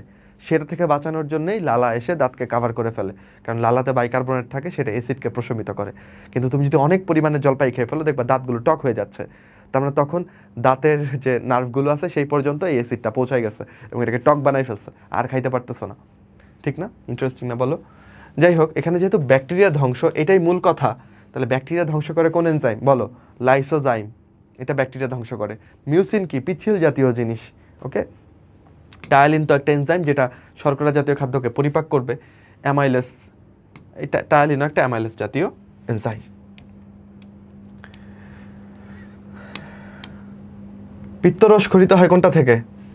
হাজি দানেশের প্রশ্ন, বলো কোনটা থেকে খরিত হয়?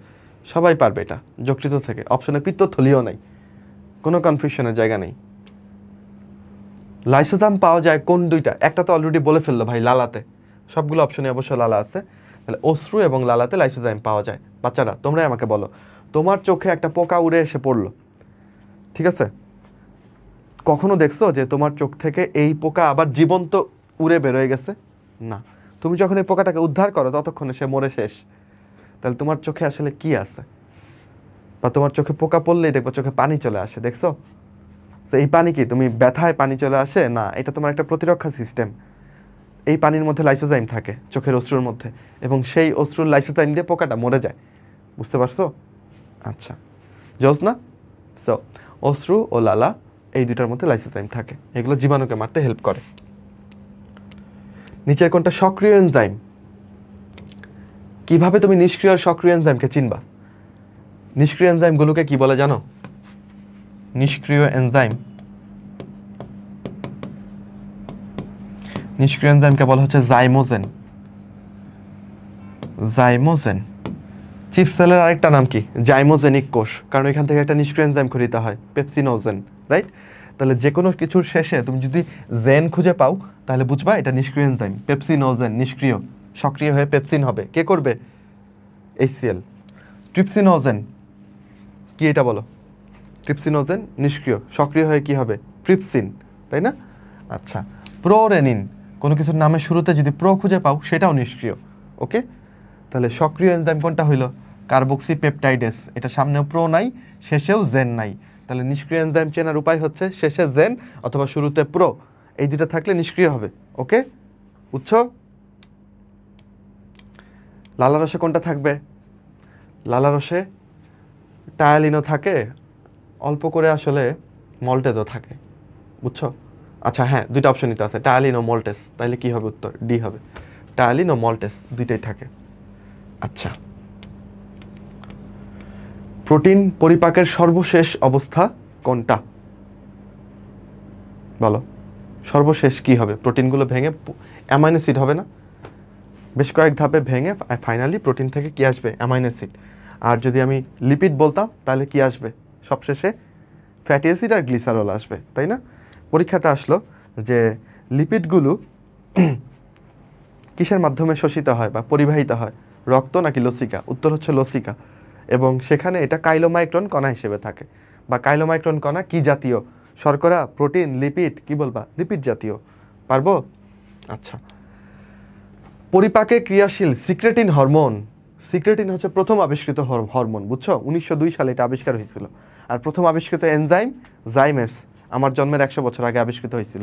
ওকে, আচ্ছা, তাহলে এই সিক্রেটিন হরমোন এইটা কোত্থেকে খরিত হয়?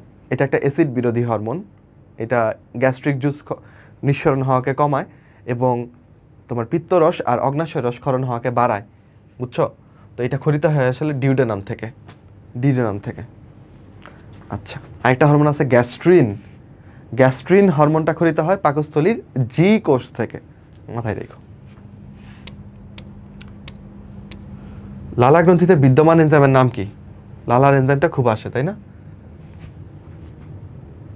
ট্রিপসিন লালায় থাকে না, লাইপেজ থাকে না, পেপসিন থাকে না, লাইসোজাইম থাকে। লাইসোজাইম কি খাবার পরিপাক করে? না, জীবাণু মারে খাবারের মধ্যে। এই যে সারাদিন কত কিছু খাচ্ছ, এই খাবারের মধ্যে অনেক জীবাণুতে ভরপুর, বুঝছো? যেমন ধরো এই যে আমি যখনই খাই আমি ধরো একদম কি বলা যায় এটাকে, আমার জীবনে আমি মোটামুটি যেসব টাকা পয়সা অর্জন করেছি তার একটা বড় অংশ আমার পেটে চালান করে দিছি আসলে, বুঝছো? মানে সব ধরনের খাবার চেখে দেখতে, যে হালাল খাবার চেখে দেখতে আমার ভালো লাগে। আর তো একদম রাস্তার নোংরা খাবার থেকে শুরু করে 5 স্টারের খুব দামি খাবার সবগুলোই খেয়ে দেখার চেষ্টা করি আসলে, সামর্থ্য আছে বলে, সৃষ্টিকর্তা দিছে আলহামদুলিল্লাহ। তো যখন পচা খাবার খাই রাস্তার ধারে তখন একটু মানে তখন আসলে আমার ইমিউনিটির উপর ভরসা রেখে খেয়ে ফেলি, যে আমার তো অনেক স্তরের ইমিউনিটি আছে, মুখের মধ্যে লাইসোজাইম আছে, পেটের মধ্যে HCl আছে, তাই না? জীবাণু তো মরবেই, এই আর কি। যাই হোক, তো লাইসোজাইম জীবাণুকে মেরে ফেলে।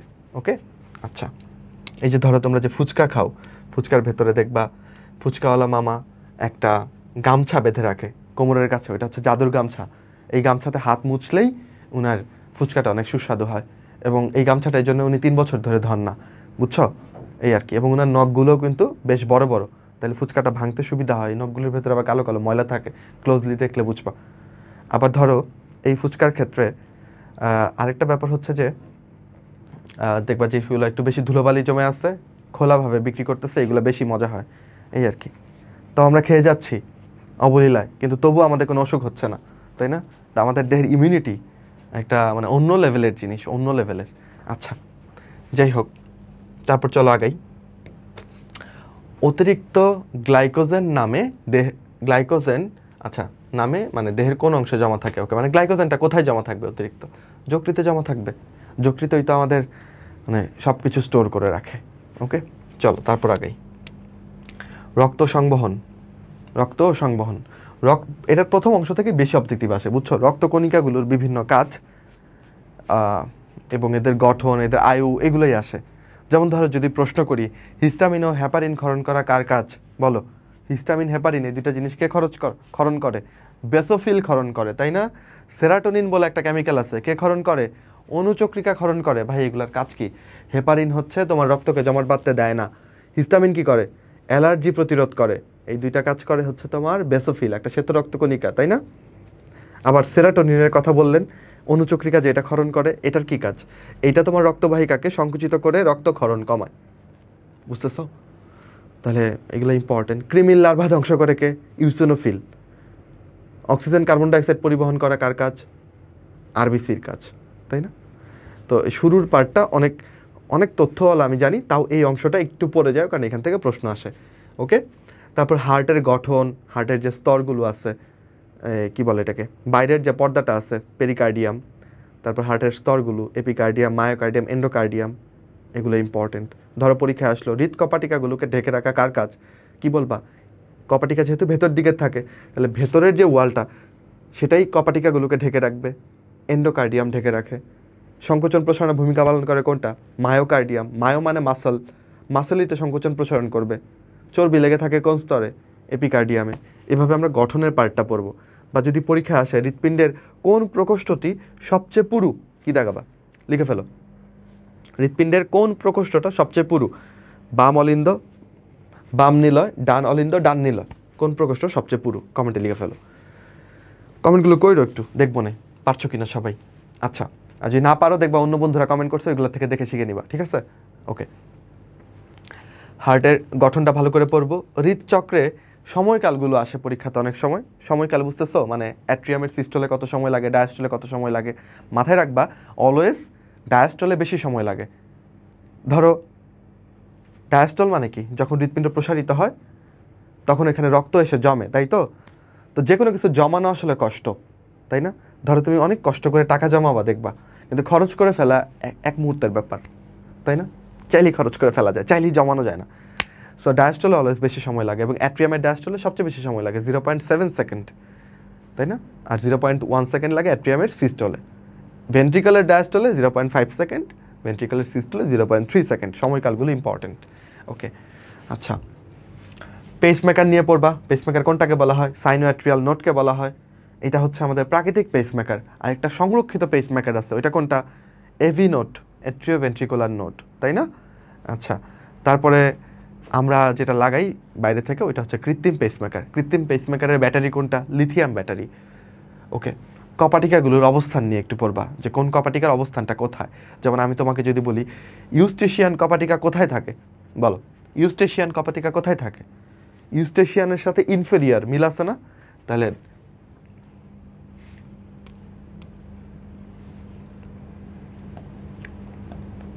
এটাই মনে করো আমাদের একটা হার্ট। ওকে, এটা হচ্ছে আমাদের রাইট অ্যাট্রিয়াম। এই যে ইনফেরিয়ার ভেনা কাভাটা ঢুকলো রাইট অ্যাট্রিয়ামে, এই সংযোগস্থলে থাকে ইউস্টেশিয়ান কপাটিকা, রাইট অ্যাট্রিয়াম এবং ইনফেরিয়ার ভেনা কাভার সংযোগস্থলে। ওকে, থিবেসিয়ান কপাটিকা কই থাকে? করোনারি সাইনাস এবং রাইট অ্যাট্রিয়ামের মধ্যে। করোনারি সাইনাসটা হার্টের পেছন দিক দিয়ে আসে, রাইট অ্যাট্রিয়ামে ঢুকে এই পেছন দিক দিয়ে আসে। তো এদের মধ্যে থাকে থিবেসিয়ান কপাটিকা। কপাটিকাগুলো একটু পড়বা। তারপর হচ্ছে এই যে চারটা যে রক্ত সংবহন পদ্ধতি আছে, কি কি বলতো? সিস্টেমিক সংবহন পদ্ধতি, পালমোনারি, পোর্টাল আর করোনারি। কোন দিক থেকে কোথায় রক্ত যাচ্ছে, রক্তের যে প্রবাহটা, এটাও তীর চিহ্ন দিয়ে দিয়ে প্রশ্ন আসতে পারে। তো পালমোনারি তো ফুসফুসের সাথে রিলেটেড, সিস্টেমিক হচ্ছে দেহের সাথে রিলেটেড। আর পোর্টাল সংবহন তন্ত্র আমাদের কোনটা থাকে? হেপাটিক পোর্টাল থাকে, রেনাল পোর্টাল নাই। রুই মাছে কিন্তু রেনাল পোর্টাল আছে, আমাদের রেনাল পোর্টাল নাই, আমাদের শুধু হেপাটিক পোর্টাল। রুই মাছে হেপাটিক রেনাল দুইটাই আছে। ওকে, আর করোনারি সংবহনে কি করা হয়? হৃৎপিণ্ডের প্রাচীরে রক্ত দেওয়া হয়। দেখো তোমার জীবনে সবথেকে ইম্পর্টেন্ট মানুষটাকে, একজন নারী, তোমার মা। তোমার মাকে তুমি কোথায় রাখো? হৃদয়ে। তাহলে হৃদয়ে থাকে নারী ধমনী, করোনারি ধমনী। ওকে, আচ্ছা, তো এগুলোর গতিপথগুলো একটু ভালো মতো দেখতে হবে। তারপর আমাদের যে এই যে এখানে এনজাইনা, হার্ট অ্যাটাক, এগুলো একটু বেসিকটা জানতে হবে, ঠিক আছে? যে হার্ট অ্যাটাকে হৃৎপেশিগুলো মরে যায়, হার্ট ফেলুরে হৃৎপিণ্ড সংকোচন প্রসারণ করতে পারে না। এনজিওপ্লাস্টিতে কয় রকম? 4 ভাবে করা যায়, তাই না? আচ্ছা, তারপর এনজাইনাতে কি হয়? বুকে ব্যথা হয়, কতক্ষণ? 5 থেকে 30 মিনিটের মতো স্থায়ী হয়। কোথায় ব্যথা হয়? বাম পাশে না ডান পাশে না মাঝখানে? মাঝখানে ব্যথা হয়। একটু বেসিক আলোচনাগুলো। তারপর ধরো ওই যে হৃদরোগ নির্ণয়ের যে কিছু ব্যাপার আছে না, কিছু পরীক্ষা আছে না, হৃদরোগ নির্ণয় প্রাথমিক পরীক্ষাটার নাম কি? ইসিজি, তাই না? ধরো তুমি হৃৎপেশির অবস্থা জানতে চাও, তখন কি করতে পারো? এমআরআই করতে পারো। হার্ট অ্যাটাক জানতে হলে কি করবা? ট্রপোনিন আই করবা। হার্ট ফেলুর জানতে হলে কি করবা? বলো, হার্ট ফেলুর বিএনপি, রক্তের বিএনপি পরীক্ষা করবা, তাই না? আচ্ছা, এই ওকে, চলো প্রশ্ন সলভ করি। কি আসছে? রক্তকণিকাগুলোকে রঞ্জিত করতে কি ব্যবহার করা হয়? শ্বেত রক্তকণিকার 5টা টাইপ আছে না? 2 ভাগে ভাগ করি শ্বেত রক্তকণিকাকে, দানাদার, অদানাদার। যাদের নামে ফিল থাকবে তারা হচ্ছে দানাদার। কি কি নামে ফিল আছে বলো? Neutrophil, eosinophil, basophil. যাদের দানা থাকবে তাদেরকেই তো ফিল করতে পারবা, তাহলে ফিল থাকলে দানাদার। আর যাদের ফিল নাই তারা হচ্ছে অদানাদার। ফিল নাই কাদের? মনোসাইট, লিম্ফোসাইট, এদের নামে ফিল নাই, তাহলে এরা অদানাদার। এবার এই দানাগুলো বিভিন্ন রং ধারণ করে, তাই না? তো তুমি লিশম্যান রঞ্জকে রঞ্জিত করেও এই রঙগুলো দেখতে পারবা। অনেক অনেক সময় ইউসিন রঞ্জকে রঞ্জিত করা হয়, যাই হোক যেটা থাকে অপশনে। তো রক্তকণিকা রঞ্জিতকরণ আসলে লিশম্যান রঞ্জক ব্যবহার করা হয়, জিএসটিতে আসছিল। রঞ্জকগুলো কিন্তু তাহলে পরীক্ষাতে আসে, ক্রিস্টাল ভায়োলেট কোথায় বলো? ব্যাকটেরিয়া, গ্রাম পজিটিভ ব্যাকটেরিয়া না গ্রাম নেগেটিভ ব্যাকটেরিয়া, সেখানে তুমি ক্রিস্টাল ভায়োলেট ব্যবহার করবা। আচ্ছা, এবার আসো রক্তের গ্রুপ থেকেও প্রশ্ন আসছে। সার্বজনীন দাতাকে বলো। আমার মতো যারা ও ব্লাড গ্রুপের আছে তারা হচ্ছে সার্বজনীন দাতা। ওকে, সার্বজনীন দাতা। আচ্ছা, আর যারা এবি ব্লাড গ্রুপের আছো তারা হচ্ছে সার্বজনীন গ্রহীতা। ভাই এইটুক তো আমার কাছে সহজই লাগে, কিন্তু সমস্যা হচ্ছে পজিটিভ আর নেগেটিভ, এটা তো উল্টায় পাল্টায় যায়। আচ্ছা, আমাদের দেশে কোনটার সংখ্যা বেশি? আমাদের দেশে মোটামুটি 98% মানুষই হচ্ছে পজিটিভ ব্লাড গ্রুপের, 2% হচ্ছে নেগেটিভ ব্লাড গ্রুপ। বুঝতেছো? তাহলে কোনটার সংখ্যা বেশি? পজিটিভের সংখ্যা বেশি। তো নেগেটিভ ব্লাড দেখবা খুঁজতে গেলে অনেক রেয়ার, পাওয়া যায় না, তাই না? তো নেগেটিভকে যদি আমরা পজিটিভের ব্লাড দিতে পারতাম তাহলে তো এত রেয়ার হইতো না জিনিসটা, এত প্যারা হইতো না। নেগেটিভ ব্লাড গ্রুপ থাকলে আমরা পেরেশান হইতাম না। আচ্ছা, পজিটিভেরটা ও নেগেটিভ তো কী হয়েছে, আমি ও পজিটিভ দিয়ে দিব, এটা তো করা যায় না। তাহলে নেগেটিভ কখনোই পজিটিভের ব্লাড নিতে পারে না। ওকে, কিন্তু আমি তো পজিটিভ ব্লাড গ্রুপের, আমি কি নেগেটিভের কাছ থেকে নিতে পারবো? ধরো এবিও ব্লাড গ্রুপ মিলছে, আরএস ব্লাড গ্রুপের আমি হিসাব করতেছি, আমি পজিটিভ, আমি কি নেগেটিভ এটা নিতে পারবো কিনা? উত্তর হচ্ছে পারবো। আমি পজিটিভ ব্লাড গ্রুপের হইলে আমি নেগেটিভটা নিতে পারবো, কিন্তু এটা একটা মানে আমার দৃষ্টিতে এটা একটা অন্যায় হবে। কেন? এটা অনেকটা ওই যে রবীন্দ্রনাথের মতো করে বলতে হবে যে এই জগতে হায় সেই বেশি চায়, যার আছে ভুরি ভুরি, রাজার হস্ত করে সমস্ত কাঙালের ধন চুরি, এরকম হয়ে যাবে। এমনিতেই আমরা 98% পজিটিভ ব্লাড গ্রুপের, নেগেটিভগুলো নেগেটিভের রক্তই খুঁজে পায় না। তুমি যদি সেই নেগেটিভের রক্ত পজিটিভ হয়ে নিয়ে ফেলো তাহলে এটা কিছু হইল না। তো যাই হোক, বাট থিওরিটিক্যালি নেগেটিভ হইলে পজিটিভ এটা নিতে পারবে। তাহলে আসলে এই উল্টা বলছি, নেগেটিভ পজিটিভকে দিতে পারবে, কিন্তু নেগেটিভ শুধু নেগেটিভের থেকেই নিতে হবে। ওকে, তাহলে সার্বজনীন দাতা তুমি কাকে বলবা? সার্বজনীন দাতা কি তুমি ও পজিটিভকে বলবা নাকি ও নেগেটিভকে বলবা? বলো, দাতা যেহেতু, তাহলে ও নেগেটিভ হচ্ছে সার্বজনীন দাতা। নেগেটিভ হয়ে সে সবাইকে দিতে পারবে, কিন্তু তার সংখ্যা খুব কম, দেশে ও নেগেটিভের মানুষ কম, তো তুমি নেওয়া উচিত না ওর কাছ থেকে, তাই না? এবার আসো এবি, তাহলে গ্রহীতা, গ্রহণ করতে পারবে কে? পজিটিভ হচ্ছে গ্রহণ করতে পারবে, নেগেটিভ তো সবারটা গ্রহণ করতে পারবে না, তাই না? তাহলে এবি পজিটিভ হচ্ছে সার্বজনীন গ্রহীতা, এবি নেগেটিভ না। কিন্তু বুঝছো কাহিনীটা? যদি পজিটিভ নেগেটিভ দিয়ে থাকে তখন এভাবে হিসেব করবা। এবি নেগেটিভ গ্রুপের ব্যক্তিরা কোন গ্রুপকে রক্ত দান করতে পারবে? যেহেতু নেগেটিভ ব্লাড গ্রুপ, তাহলে পজিটিভকে দিতে পারবে। ওকে, এখন দেখো এবি শুধু এবিকেই দান করতে পারবে, এবি হচ্ছে সবার কাছ থেকে গ্রহণ করতে পারে। ওকে, কিন্তু দান করতে পারে শুধু কাকে? শুধু এবি ব্লাড গ্রুপকেই দান করতে পারে। যদি ও ব্লাড গ্রুপের কথা বলতাম তাহলে সে সবাই দান করতে পারতো, এ বি এবি সবাইকে। ওর কথা তো বলি নাই, বলছি এবির কথা। ও সবারটা নিতে পারে কিন্তু সবাই দিতে পারে না, ও শুধু নিজেরটারই দিতে পারে।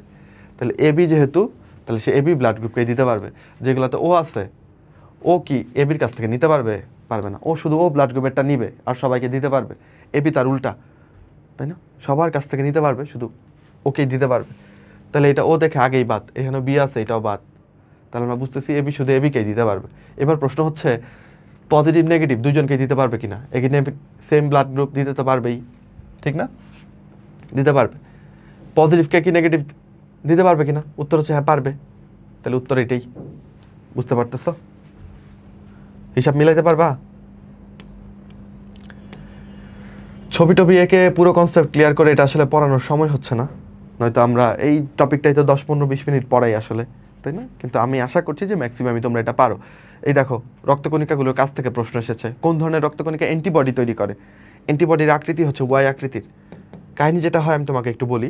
ধরো তোমার দেহে কোনো জীবাণু আক্রমণ করছে, কোনো ভাইরাস ব্যাকটেরিয়া বা কিছু আক্রমণ করছে। ওকে, আচ্ছা, এইটা প্রথম ডিটেক্ট করে হচ্ছে, ধরো একটা ম্যাক্রোফেজ এটা ডিটেক্ট করলো। ম্যাক্রোফেজ এসে টি সেলকে বলে বস আপনার শরীরে কিছু জীবাণু আক্রমণ করছে।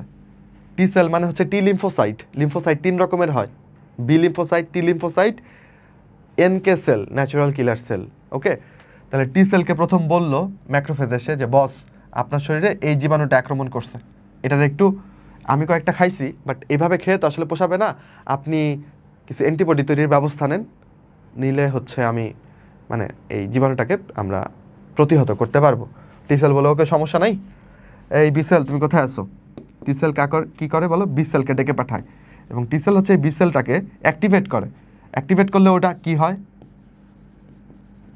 প্লাজমা সেল হয়। কি হয় বলো? Plasma sell. প্লাজমা সেল আসলে বি সেলেরই একটা অ্যাক্টিভেটেড বা সক্রিয় রূপ। এরপরও কি করে, এরকম অ্যান্টিবডি তৈরি করে দেয়, যে অ্যান্টিবডিটা ওই জীবাণুর প্রতি স্পেসিফিক, জীবাণুকে মেরে ফেলতে হেল্প করে। ওকে, তাহলে আলটিমেট কথা কি, অ্যান্টিবডি তৈরি করতে হেল্প করতেছে কারা, এই বি সেল টি সেল, এরাই তো সামগ্রিকভাবে। এরা কি, এরা হচ্ছে লিম্ফোসাইট।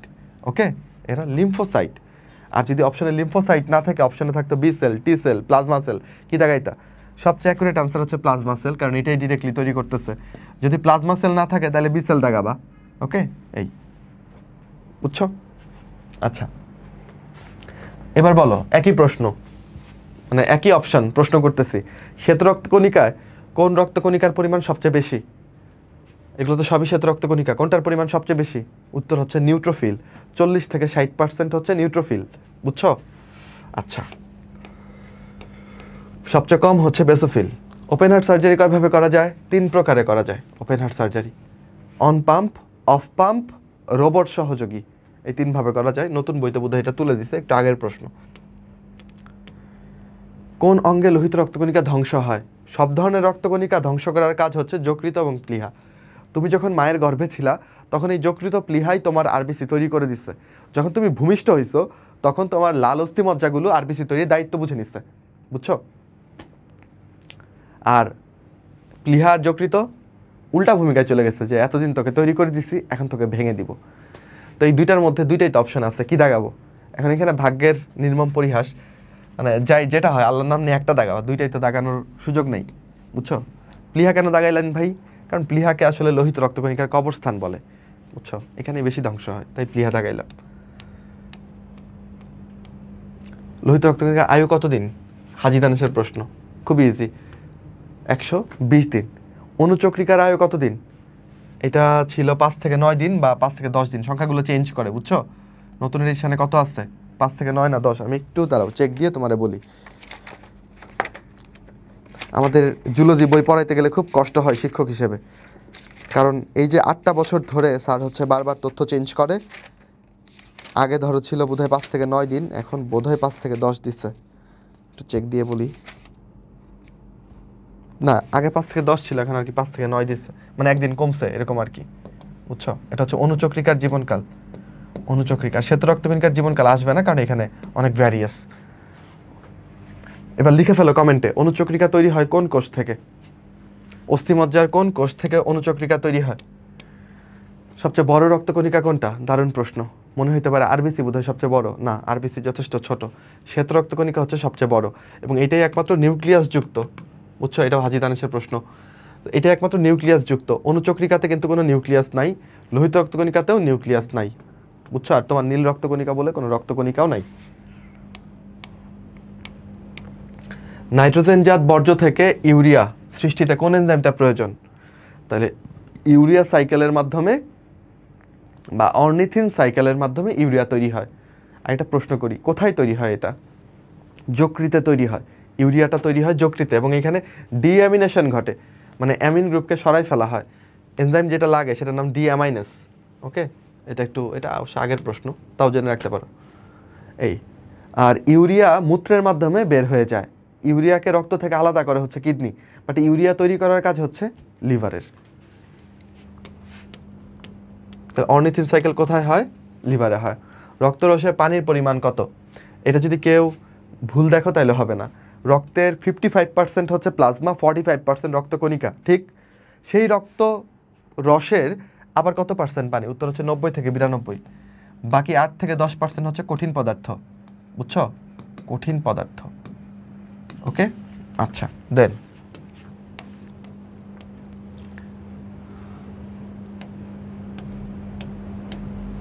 কোনটা রক্ত আমিষ নয়, রক্তের প্রোটিন নয় কোনটা? তাহলে রক্তে অনেক ধরনের প্রোটিন থাকে, যেগুলোকে আমরা প্লাজমা প্রোটিন বলি। এগুলো তৈরি করা কার কাজ? এগুলো তৈরি করা হচ্ছে যকৃতের কাজ। ওকে, এবার প্রধান 4টা প্লাজমা প্রোটিন না পারলে আসলে চান্স হবে না, তাহলে এটাকে মনে রাখবো আমরা জিপিএ 5 দিয়ে। ওকে, প্রধান 4টা প্লাজমা প্রোটিন। জি দিয়ে কি বলো? জি দিয়ে হচ্ছে গ্লোবিউলিন, গ্লোবিউলিন। পি দিয়ে কি বলো? পি দিয়ে হচ্ছে প্রথ্রম্বিন। এ দিয়ে কি? অ্যালবুমিন। আর 5 দিয়ে হচ্ছে ফাইব্রিনোজেন।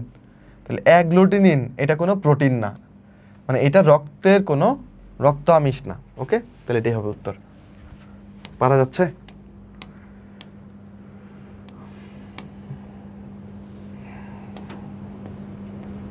অক্সিজেনের অভাব হলে হৃৎপিণ্ডের গতি, হাজি দানেশের প্রশ্ন, অক্সিজেনের অভাব হলে হৃৎপিণ্ডের গতি কেমন হবে? ভালো কথা। তোমার কি মনে হয় যখন তুমি অক্সিজেন পাচ্ছ না তখন তোমার হার্ট এই ক্ষতিটাকে পূরণ করার চেষ্টা করবে? তোমার দেহের কোষগুলো তো অক্সিজেন পাচ্ছে না, তার অক্সিজেনের জন্য হাহাকার করবে। হার্ট তখন বেশি বেশি রক্ত পাম্প করবে, যেন রক্তে যেটুকু অক্সিজেন আছে ওইটাই বারবার কোষে গিয়ে পৌঁছায়। তাহলে অক্সিজেনের অভাবে আমাদের আসলে হৃদগতি কী হবে? বেড়ে যাবে। বুঝছো? বুক ধকভক ধকভক করতে থাকবে। অক্সিজেনের অভাব হলে হৃদগতি বেড়ে যায়। ইন্টারেস্টিং না? এরপর লোহিত রক্তকণিকা কতদিন বাঁচে? এটাও হাজি দানেশে আসছিল, 120 দিন। মানব হৃৎপিণ্ডের সংকোচনে সহায়তা করে কোনটা? হৃৎপিণ্ডকে সংকুচিত হইতে সহায়তা করবে কোনটা? কার্ডিয়াক পেশি, যেটা মায়োকার্ডিয়ামে থাকে, তাই না? হৃৎপেশি, এটাই তো হৃৎপিণ্ডকে সংকুচিত হইতে হেল্প করবে। পেরিকার্ডিয়াল ফ্লুইড, এটা বেসিক্যালি হৃৎপিণ্ডকে সংঘর্ষের হাত থেকে বাঁচাবে, ঘর্ষণের হাত থেকে বাঁচাবে, তাই না? ঘর্ষণের হাত থেকে বাঁচাবে। হৃৎপিণ্ডের বাইরের, হৃৎপিণ্ডে ধরো এটা হচ্ছে হৃৎপিণ্ড, এটার বাইরে যে পর্দাটা থাকে এটাই তো পেরিকার্ডিয়াম। তো এই পেরিকার্ডিয়ামের সাথে যেন ঘর্ষণ না হয়, পেরিকার্ডিয়াল ফ্লুইড সেটা নিশ্চিত করবে। সংকোচনের কথা বলায় এটা কার্ডিয়াক পেশি হবে। একজন সুস্থ ব্যক্তির হৃদস্পন্দনের হার প্রত্যেক মিনিটে গড়ে 75 বার, তাহলে তার হৃদচক্রের সময়কাল বের করতে বলছে। এটা মুখস্থ থাকলে খুব ভালো, ঠিক আছে? উত্তর হবে 0.8। আর যদি 75 না থাকে অন্য কিছু দেয় তাহলে একটু হিসাব করে নিবা, ঐকিক নিয়ম করে, ম্যাথের মতো। কীরকম? যে ভাই 75টা বিট সম্পন্ন করতে 60 সেকেন্ড লাগে, তাহলে একটা বিট সম্পন্ন করতে কত লাগবে? 60/75। তো 60/75 করলে 0.8 আসে। এবার ধরো বললো যে 75 না বলে ধরো এটা যদি বলতো যে 80টা বিট সম্পন্ন করে, তাহলে তার হৃদচক্রের সময় কত? তখন 0.8 দিলে হইতো না, তখন হিসাব হইতো 60/80। আর 60/80 করলে আসে 0.75 সেকেন্ড। বুঝছো? তো বুঝে উত্তর করতে হবে, একটু দেখে নিবা। শ্বসন ও শ্বাসক্রিয়াতে চলে আসো। ফুসফুসের গঠন, অ্যালভিউলাসের গঠন, সারফেক্টেন্ট, ষড়যন্ত্র, এগুলো একটি ইম্পর্টেন্ট টপিক। ফুসফুসের গঠন বলতে ফুসফুসের পর্দার নাম কি? প্লুরা। কয়টা লোব থাকে, কয়টা সেগমেন্ট থাকে, এগুলো কমনলি আসে। ডান ফুসফুসটা বড়, বুঝছো? এই জন্য এখানে লোব থাকে 3টা। বাম ফুসফুসটা ছোট, এখানে লোব থাকে 2টা। ডান ফুসফুসের সেগমেন্ট থাকে 10টা, বাম ফুসফুসের সেগমেন্ট 8টা। লোবিউল কতগুলো? লোবিউল তো অনেক ছোট ছোট, লোবিউল হচ্ছে অসংখ্য। ঠিক আছে? তাহলে লোব আর সেগমেন্টটা মনে রাখতে হবে, মাস্ট। আচ্ছা, তারপর হচ্ছে তোমার অ্যালভিউলাসের গঠনে কি কি পাবা? অ্যালভিউলাসের গঠনে অ্যালভিউলাসের যে প্রাচীর, এটা কোন ধরনের কোষ দিয়ে তৈরি? এটা স্কোয়ামাস এপিথেলিয়াম দিয়ে তৈরি, আইসের মতো পাতলা এপিথেলিয়াম। ওকে, এবং এখানে তুমি জীবাণু বক্ষণের জন্য কোন কোষ পাবা? Alveolar macrophage. অ্যালভিউলাসের মধ্যে সারফেক্টেন্ট খরিত হয়, প্রশ্ন হচ্ছে কোন কোষ থেকে? উত্তর কি বলো? সারফেক্টেন্ট খরিত হয় কোন কোষ থেকে? সেপ্টাল সেল থেকে। সেপ্টাল সেলের আরেক নাম হচ্ছে টাইপ 2 অ্যালভিউলার সেল। ওকে, ধর এটা অ্যালভিউলাস, অ্যালভিউলাসের এই কোষগুলোকে আমরা বলতেছি স্কোয়ামাস এপিথেলিয়াম, এগুলো টাইপ 1। আর একটা এই যে এরকম ঘনপথযুক্ত আরেকটা কোষ থাকে, ওইটাকে আমরা বলতেছি টাইপ 2 অ্যালভিউলার সেল বা সেপ্টাল সেল। এখান থেকেই সারফেক্টেন্ট আসে। সারফেক্টেন্ট একটা ডিটারজেন্ট জাতীয় পদার্থ, একটা ফসফোলিপিড জাতীয় পদার্থ, যেটা ফুসফুসের পৃষ্ঠটান কমায়, সংকোচন প্রসারণ সহজ করে, গ্যাস বিনিময় সহজ করে, জীবাণু মেরে ফেলে, ফুসফুসকে চুপসে যেতে দেয় না। সারফেক্টেন্ট একটা ইম্পর্টেন্ট টপিক, ঢাবিতেও প্রশ্ন আসছে এবার। এসিএসআই ক্লাসে বারবার বলছিলাম এই পার্টটা থেকে প্রশ্ন আসবে, চলে আসছিল, তো এই জন্য আবারও তোমাদেরও বলতেছি এখানে যদি চলে আসে। তাই সারফেক্টেন্টের 2টা সময় আছে, একটা 23 সপ্তাহ, একটা 24 সপ্তাহ। পোলাপান উল্টাপাল্টা করে ফেলে। যদি বলে সারফেক্টেন্ট কবে ক্ষরণ হওয়া শুরু হয়, মনে রেখো ক্ষরণের কথা যদি বলে তাহলে বলবা যে 23 সপ্তাহ। মায়ের পেটে আমরা যখন 23 সপ্তাহ আমাদের বয়স, তখন এই সারফেক্টেন্ট ক্ষরণ হওয়া শুরু হয়। বুঝছো? সারফেক্টেন্ট ক্ষরণ হওয়ার আগে তোমাকে কখনোই স্বাধীন অস্তিত্বের গণ্য করা যাবে না। কেন? কারণ তখন তুমি ভূমিষ্ঠ হলে জীবনও বাঁচবে না, কারণ তোমার ফুসফুস কাজ করবে না। তাহলে স্বাধীন অস্তিত্বে গণ্য করা হয় কত সপ্তাহে? যদি স্বাধীন বা অস্তিত্ব এই শব্দগুলো পাও তাহলে উত্তর হবে 24 সপ্তাহ। কবে ক্ষরণ হয়? 23 সপ্তাহ, ভুলো না। ষড়যন্ত্র থেকেও প্রশ্ন আসতে পারে। ষড়যন্ত্রের ঢাকনাটার নাম কি? এপিগ্লটিস। এপিগ্লটিস দিয়ে ষড়যন্ত্র ঢাকা থাকে, যেন এই দিকে কোনো খাবার না ঢুকে। ষড়যন্ত্রের মধ্যে সবচেয়ে বড় যে তরুণাস্থি, সেটার নাম হচ্ছে থাইরয়েড তরুণাস্থি, যেটা আমাদের এখানটায় থাকে, এবং এইটা অ্যাডামস অ্যাপেল তৈরি করে। বুঝছো? মানে ছেলেদের এখানে উঁচু হয়ে থাকে থাইরয়েড গ্রন্থি, থাইরয়েড যে তরুণাস্থিটা, এটাকে অ্যাডামস অ্যাপেল বলা হয়। মানে আদম আলাহিসাল্লাম ওই যে গন্ধম ফল খেয়ে ফেলছিলেন, তো খ্রিস্টানরাও এটা ব্যাপারটা বিশ্বাস করেন, এর জন্য এখানে ফুলে গেছিলো এইভাবে আর কি, ওরা বিলিভ করে এটাকে অ্যাডামস অ্যাপেল নাম দিচ্ছে। স্বরযন্ত্রের মধ্যে 6টা ভোকাল কর্ড থাকে, ওকে, এগুলো একটু মনে রাখবো, যেগুলো স্বর তৈরি করে। অক্সিজেন কার্বন ডাইঅক্সাইডের গ্যাসের বিনিময়, এইখানে ধরো যদি আসে এরকম একটু কঠিন প্রশ্ন যদি দেয়, জিএসটিতে মাঝে মধ্যে একটু কঠিনও মেরে দেয়, যে অ্যালভিউলাসের মধ্যে অক্সিজেনের পার্শিয়াল প্রেশার কত, আংশিক চাপ কত। তো অ্যালভিউলাসের মধ্যে অক্সিজেনের আংশিক চাপ থাকে হচ্ছে 104 মিলিমিটার মার্কারি, আর কার্বন ডাইঅক্সাইডের আংশিক চাপ থাকে হচ্ছে 40 মিলিমিটার মার্কারি। ওকে, এই দুইটা মানে শিখে রাখো, সব মান তো এখন মনে থাকবে না। অ্যালভিউলাসের ভেতরে যে বাতাস থাকে সেটা অক্সিজেন এবং কার্বন ডাইঅক্সাইডের আংশিক চাপটা একটু দেখে রাখলা। অক্সিজেন কার্বন ডাইঅক্সাইডের পরিবহন এটা মাস্ট, এটা অবশ্যই দেখে যাও, ঠিক আছে। এখানে কি আছে আসলে, অক্সিজেন দুইভাবে পরিবহন হয়, একটা ভৌত দ্রবণ রূপে, একটা রাসায়নিক যৌগ রূপে, তাই না? আর কার্বন ডাইঅক্সাইড পরিবহন হয় তিনভাবে, ভৌত দ্রবণ রূপে, কার্বামিনো যৌগ রূপে, বাইকার্বনেট যৌগ রূপে। পরীক্ষায় ধরে আসলো সবচেয়ে বেশি কার্বন ডাইঅক্সাইড পরিবহন হয় কোন উপায়ে? উত্তর কি হবে? বাইকার্বনেট উপায়ে। 65% কার্বন ডাইঅক্সাইড বাইকার্বনেট হিসেবে রক্তে পরিবাহিত হচ্ছে। তাহলে এই পার্সেন্টেজগুলো ইম্পর্টেন্ট। কার্বামিনো যৌগরূপে কত পার্সেন্ট বলো? 27%। আর তোমার 5% হচ্ছে ভৌত দ্রবণ রূপে, তাই না? তাহলে এই পার্সেন্টেজগুলো পড়বা। আচ্ছা, আর অক্সিজেন যে রাসায়নিক যৌগরূপে যাচ্ছে, এই যৌগটার নাম কি? Oxy haemoglobin. একটা হিমোগ্লোবিন কয়টা অক্সিজেনকে ধরতে পারে, কয়টা কার্বন ডাইঅক্সাইডকে ধরতে পারে? 4টা। ওকে, আচ্ছা, তারপরে এখানে হিম আর গ্লোবিনের অনুপাত কত? 1:, হিম আর গ্লোবিনের অনুপাত হচ্ছে 1:25। হিমোগ্লোবিনের অণুটা হচ্ছে এরকম গোল্লাকৃতির, বুঝছো? এখানে হিমের এরকম, গ্লোবিনের এরকম চেইন থাকে 4টা, আর হিম থাকে প্রত্যেকটার মধ্যে। তাহলে হিমের পরিমাণ কম, গ্লোবিনের পরিমাণ বেশি, মনে থাকবে?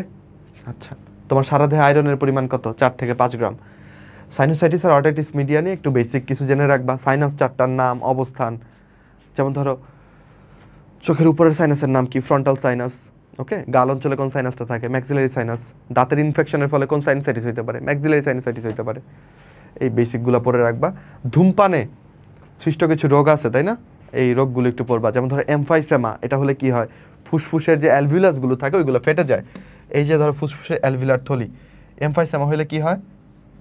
এরকম হয়ে যায়, দেখো অ্যালভিউলাসগুলো ফেটে গিয়ে একটা গহ্বর তৈরি করে ফেলছে, রাইট? সো এগুলো সম্পর্কে একটু পড়বা। আচ্ছা, তারপর ধূমপায়ীর ফুসফুসের এক্সরে কেমন হবে? সাদা সাদা হবে।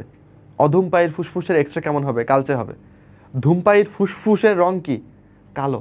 দেখো এটা কিন্তু এক্সরে বলি নাই, জাস্ট ফুসফুসটাকে তুমি যদি দেখো তাহলে এটা কালো রঙের। আর অধূমপায়ীর ফুসফুস হবে পিঙ্ক কালারের। ওকে, আচ্ছা, তাহলে খেয়াল করে এটা এক্সরে চাইছে নাকি নর্মাল ফুসফুস চাইছে? আচ্ছা, প্রশ্ন কবে জিএসটিতে 23-এ আসছে, ফুসফুসের প্রদাহকে কি বলবা? আচ্ছা, এবার আমি যেহেতু ডাক্তার আমি জানি ফুসফুসের প্রদাহকে আসলে বলে হচ্ছে নিউমোনাইটিস। নিউমোনাইটিস, বুঝছো? শেষে আইটিস, বা এটাকে নিউমোনিয়াও বলতে পারো, নিউমোনাইটিস বা নিউমোনিয়া। অপশনে কি আছে? এটা নাই। অপশনে আছে ব্রঙ্কাস, এটা তো আগেই বাদ। ব্রঙ্কাসের প্রদাহ হলে এটাকে ব্রঙ্কাইটিস বলতা। ওটাইটিস মানে কোথায় প্রদাহ বলো? কানে প্রদাহ, ঠিক আছে। সাইনোসাইটিস মানে কিসের প্রদাহ? সাইনাসের প্রদাহ, তাই না? তাহলে বাকি রইল এমফাইসেমা, এটা ফুসফুসের একটা রোগ, যদিও এটাকে ফুসফুসের প্রদাহ বলা যায় না, বাট যেহেতু এখানে ফুসফুসের রোগ এই একটাই, আমাকে তাই বেস্ট অ্যান্সার সিলেক্ট করতে হবে। আমি তো এইগুলা দাগাইতে পারি না কোনোভাবেই, তাহলে আমি ফুসফুসের রোগটাকেই দাগাবো, ব্ল্যাঙ্ক রেখে না এসে। বুঝাইতে পারছি ব্যাপারটা? এটা বেসিক্যালি একটা বোর্ড কোশ্চেন, বুঝছো? কোনো এক সালে কোনো একটা বোর্ডে আসছিল, এই অপশনগুলাই ছিল, তাই গেস বোর্ড কোশ্চেনটাই তুলে দিছিল 23 সালের জিএসটিতে। অ্যাডামস অ্যাপেল কোথায় থাকবে তোমরাই বলো? ল্যারিংস বা স্বরযন্ত্রে। নিম্নের কোন তরলটা ফুসফুসকে ঘর্ষণের আঘাত থেকে রক্ষা করবে? তাহলে তোমার 2টা ফুসফুস, রাইট? এটা ধরো ট্রাকিয়া, যেটা 12 সেন্টিমিটার লম্বা এবং যেটার মধ্যে 15 থেকে 16টা সি আকৃতির তরুণাস্থি থাকে। ওকে, এইটা মনে করো তোমার ফুসফুস, তাই তো? আচ্ছা, এইটাকে ঘিরে আছে হচ্ছে যে পর্দা, সেটার নাম কি? প্লুরা। তাহলে প্লুরা পর্দার মাঝখানে কি থাকবে? Plural fluid. কিন্তু এখানে প্লুরাল ফ্লুইডটা লেখা নাই। এগুলো বোর্ডে আসা প্রশ্ন, বুঝছো? বোর্ড পরীক্ষাতে এই প্রশ্নগুলো আসে আসলে। উত্তর হবে সেরাস ফ্লুইড। প্লুরাল ফ্লুইডের আরেক নাম কি? সেরাস ফ্লুইড, জেনে রাখো। সাইনোভিয়াল ফ্লুইড থাকে হচ্ছে অস্থি সন্ধিতে। সেরিব্রোস্পাইনাল ফ্লুইড থাকে, সিএসএফটা কই থাকে? ব্রেইনে থাকে, আর সুষুম্না কাণ্ডে থাকে। মিনিটে নবজাতক শিশুর শ্বসনের হার, একটা বাচ্চা যখন ঘুমায় তার পেটের দিকে তাকাইলে তুমি বুঝতে পারবা যে সে কত দ্রুত শ্বাস প্রশ্বাস করতেছে, বুঝছো? তো তার শ্বসনের হার কতবার? 40 বার। কিন্তু পূর্ণবয়স্ক মানুষ তুমি, তোমার শ্বসনের হার কত? 14 থেকে 18 বার। মিনিটে তুমি 14 থেকে 18 বার শ্বাস নাও। ওকে, অক্সিজেনের কত ভাগ ভৌত দ্রবণ রূপে পরিবাহিত হয়?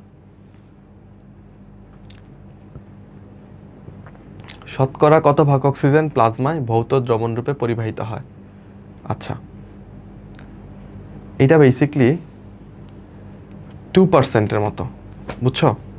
বাট এখানে 2% নাই, যেহেতু শতকরা বলছে 2% হওয়ার কথা, 0.2 দাগাই দিবা তখন, যেহেতু 2 নাই। চলো অঙ্গ চালনাতে চলে আসো। হিউজ চ্যাপ্টার, হাড্ডিগুলোর নাম সম্পর্কে আইডিয়া থাকতে হবে। হ্যাঁ, কোথায় কোন হাড্ডিটা থাকে, অস্থির সংখ্যা হিসেবগুলো একটু শিখতে হবে। যেমন তোমার প্রত্যেকটা 206টা হাড্ডির মধ্যে তোমার উপাঙ্গীয় কঙ্কাল কয়টা? 126টা, তাই না? আর অক্ষীয় কঙ্কাল হচ্ছে 80টা। এই হচ্ছে তোমার 206টা হাড্ডি। উপাঙ্গীয় কঙ্কাল বলতে হাত পা মিলিয়ে, তাহলে তোমার প্রত্যেকটা হাতে প্রত্যেকটা পায়ে 60টা করে 30টা করে হাড্ডি আছে। তাহলে 4 হাত পা মিলিয়েই তোমার 120টা হাড্ডি হয়ে গেল। আর 6টা হাড্ডি কোথায়? এই যে ক্ল্যাভিকল 2টা, স্ক্যাপুলা 2টা, হিপ বোন 2টা। এই হচ্ছে 126টার হিসাব। তাহলে ঊর্ধ্বাঙ্গে 64টা, নিম্নাঙ্গে কয়টা? 62টা। কিভাবে? নিম্নাঙ্গে 62টা, 2 পায়ে 60টা আর 2টা হিপ বোন। ওকে, আচ্ছা, তো এই আর কি। তো হাড্ডিগুলোর নাম, অস্থি সংখ্যা একটু পড়তে হবে। তরুণাস্থির গঠন এবং এর প্রকারভেদ এবং এই যে উদাহরণগুলো, বুঝছো, এগুলো আসে পরীক্ষাতে। 4 রকমের তরুণাস্থি পাওয়া যায়, কি কি বলতো? ওই যে হায়ালিন তরুণাস্থি, স্থিতিস্থাপক তরুণাস্থি, তাই না? তারপর শ্বেততন্তুময় এবং হচ্ছে ক্যালসিফাইড, এই তরুণাস্থিগুলোর এক্সাম্পল লাগে। তো এটা খুব ইম্পর্টেন্ট, ওই পার্টটা অবশ্যই পড়ে যাবা। আচ্ছা, 3 ধরনের পেশির গঠন, 3 রকমের পেশি কি? ঐচ্ছিক, অনৈচ্ছিক আর হৃদপেশি। এতে যে গঠন আছে, অবস্থান আছে এবং পার্থক্যগুলো আছে, এই পার্থক্যটা একবার হলেও দেখে যাবা। ওকে, চলো আগেই। ছোট করে লেখার চেষ্টা করছি আসলে সব কিছুকে, বুঝছো? অনেক পড়তে বললে তো আসলে লাভ নাই। একটু দাঁড়াও, এই বুঝতে পারছো কিনা পড়াশোনা? ওকে,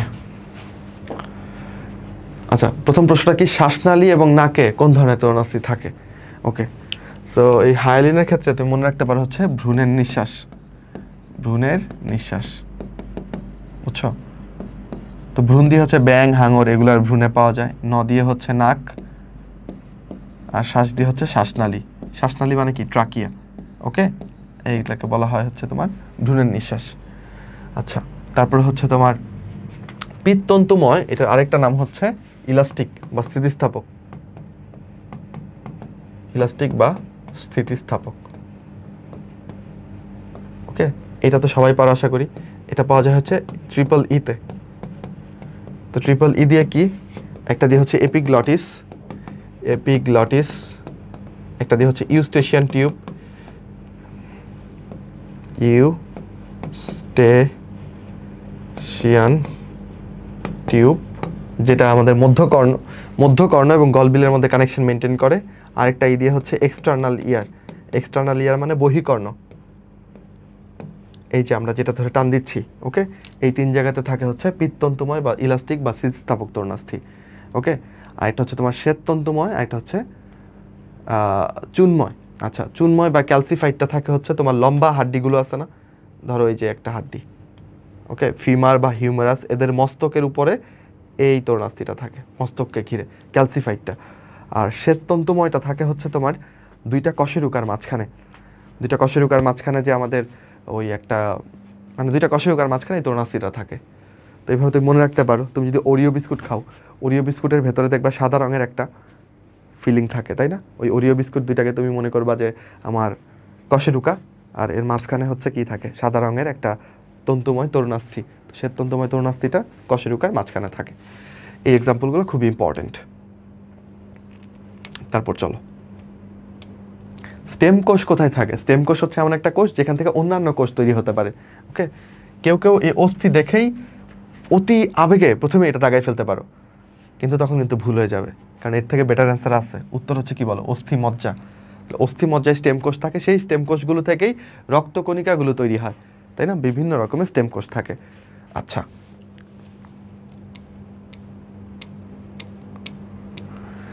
কর্ণাস্থি কোনটা, কোনটা কানের অস্থি, ওই যে অঞ্চল ভেদে অস্থিগুলোকে চিনতে হবে, ঠিক আছে? যেমন ধরো রেডিয়াসটা এখানে বেডিয়াস হয়ে গেছে। আচ্ছা, রেডিয়াসটা কই থাকবে বলো? এটা হচ্ছে তোমার কি বলে, এটাকে বলো বাহু বলে না, আর্ম। এই যে হাতের হাড্ডি, এইভাবে যদি আমি দাঁড়াই, এই যে এটা হচ্ছে আমাদের অ্যানাটমিক্যাল পজিশন, বুঝছো? এইভাবে যদি দাঁড়াই, হাতটাকে এরকম করে রেখে, রেডিওকে বাইরে নিয়ে নিয়ে ঘুরতে পারবে না, তাহলে রেডিয়াসটা থাকবে কি বাইরের দিকে। এই যে এই পাশের হাড্ডিটা হচ্ছে রেডিয়াস, মানে এটা আমার দেহের বাইরের দিকে, রাইট? আর এই পাশের হাড্ডিটা হচ্ছে আলনা। আলনা কি বাইরে নিয়ে ঘুরে যাবে? আলনা তো ঘরের ভেতরে থাকে, তো তোমার এই আলনাটা হচ্ছে ভেতর দিকে থাকবে। ওকে, বুঝতে পারছো? তাহলে রেডিয়াস আর আলনা থাকে এখানে। ওকে ওকে, স্টেপিস কই থাকবে? কানে। সবচেয়ে ছোট হাড্ডিটার নাম হচ্ছে স্টেপিস। কানের মধ্যে 3টা হাড্ডি থাকে, মানে প্রত্যেক কানে 3টা করে, 2 কানে 6টা। Malleus, incus, stapes. কোনটা দেখতে কেমন এটাও একটু শিখে রাখতে পারো। ম্যালিয়াস হচ্ছে হাতুড়ির মতো, ইনকাস হচ্ছে নেহাইয়ের মতো। ইনকাসে ন আছে, নেহাইয়েও ন আছে। নেহাই একটা যন্ত্র যেটা কামাররা ব্যবহার করে। আর স্টেপিস কেন নাম হইলো? এখানে হচ্ছে মানে এটা দেখতে অনেকটা ঘোড়ার জিনের পাদানির মতো, মানে ঘোড়ায় ওঠার সময় যেই পাদানিতে পা দিয়ে ঘোড়ায় পাটা তুলে, ওই পাদানির মতো দেখতে, বুঝছো? ওই স্টেপ নেয়, এই জন্য এটার নাম স্টেপিস দিছে। খুবই ছোট্ট, আমাদের নখের থেকেও ছোট্ট। স্টারনাম কই থাকে বলো? স্টারনাম তো এই যে বুকের মাঝখানটায় থাকে। স্ক্যাপুলা কই থাকে? পিঠে হাত দিলে যে কাঁটাটা ধরতে পাও, এটাই হচ্ছে তোমার স্ক্যাপুলা। ওকে, স্ক্যাপুলা হচ্ছে একটা ত্রিকোণাকার অস্থি। স্টারনামের 3টা পার্ট থাকে, ম্যানুব্রিয়াম, দেহ, জিফয়েড প্রসেস, তাই না? 3টা পার্ট থাকে। স্টারনামের সাথে ক্ল্যাভিকল এবং আমাদের যে পরশুকা এগুলো লেগে থাকে। সবচেয়ে শক্তিশালী এবং দৃঢ়তর অস্থির নাম কি? বইতে সুন্দর করে লেখা আছে, ফাইব্রোকার্টিলেস।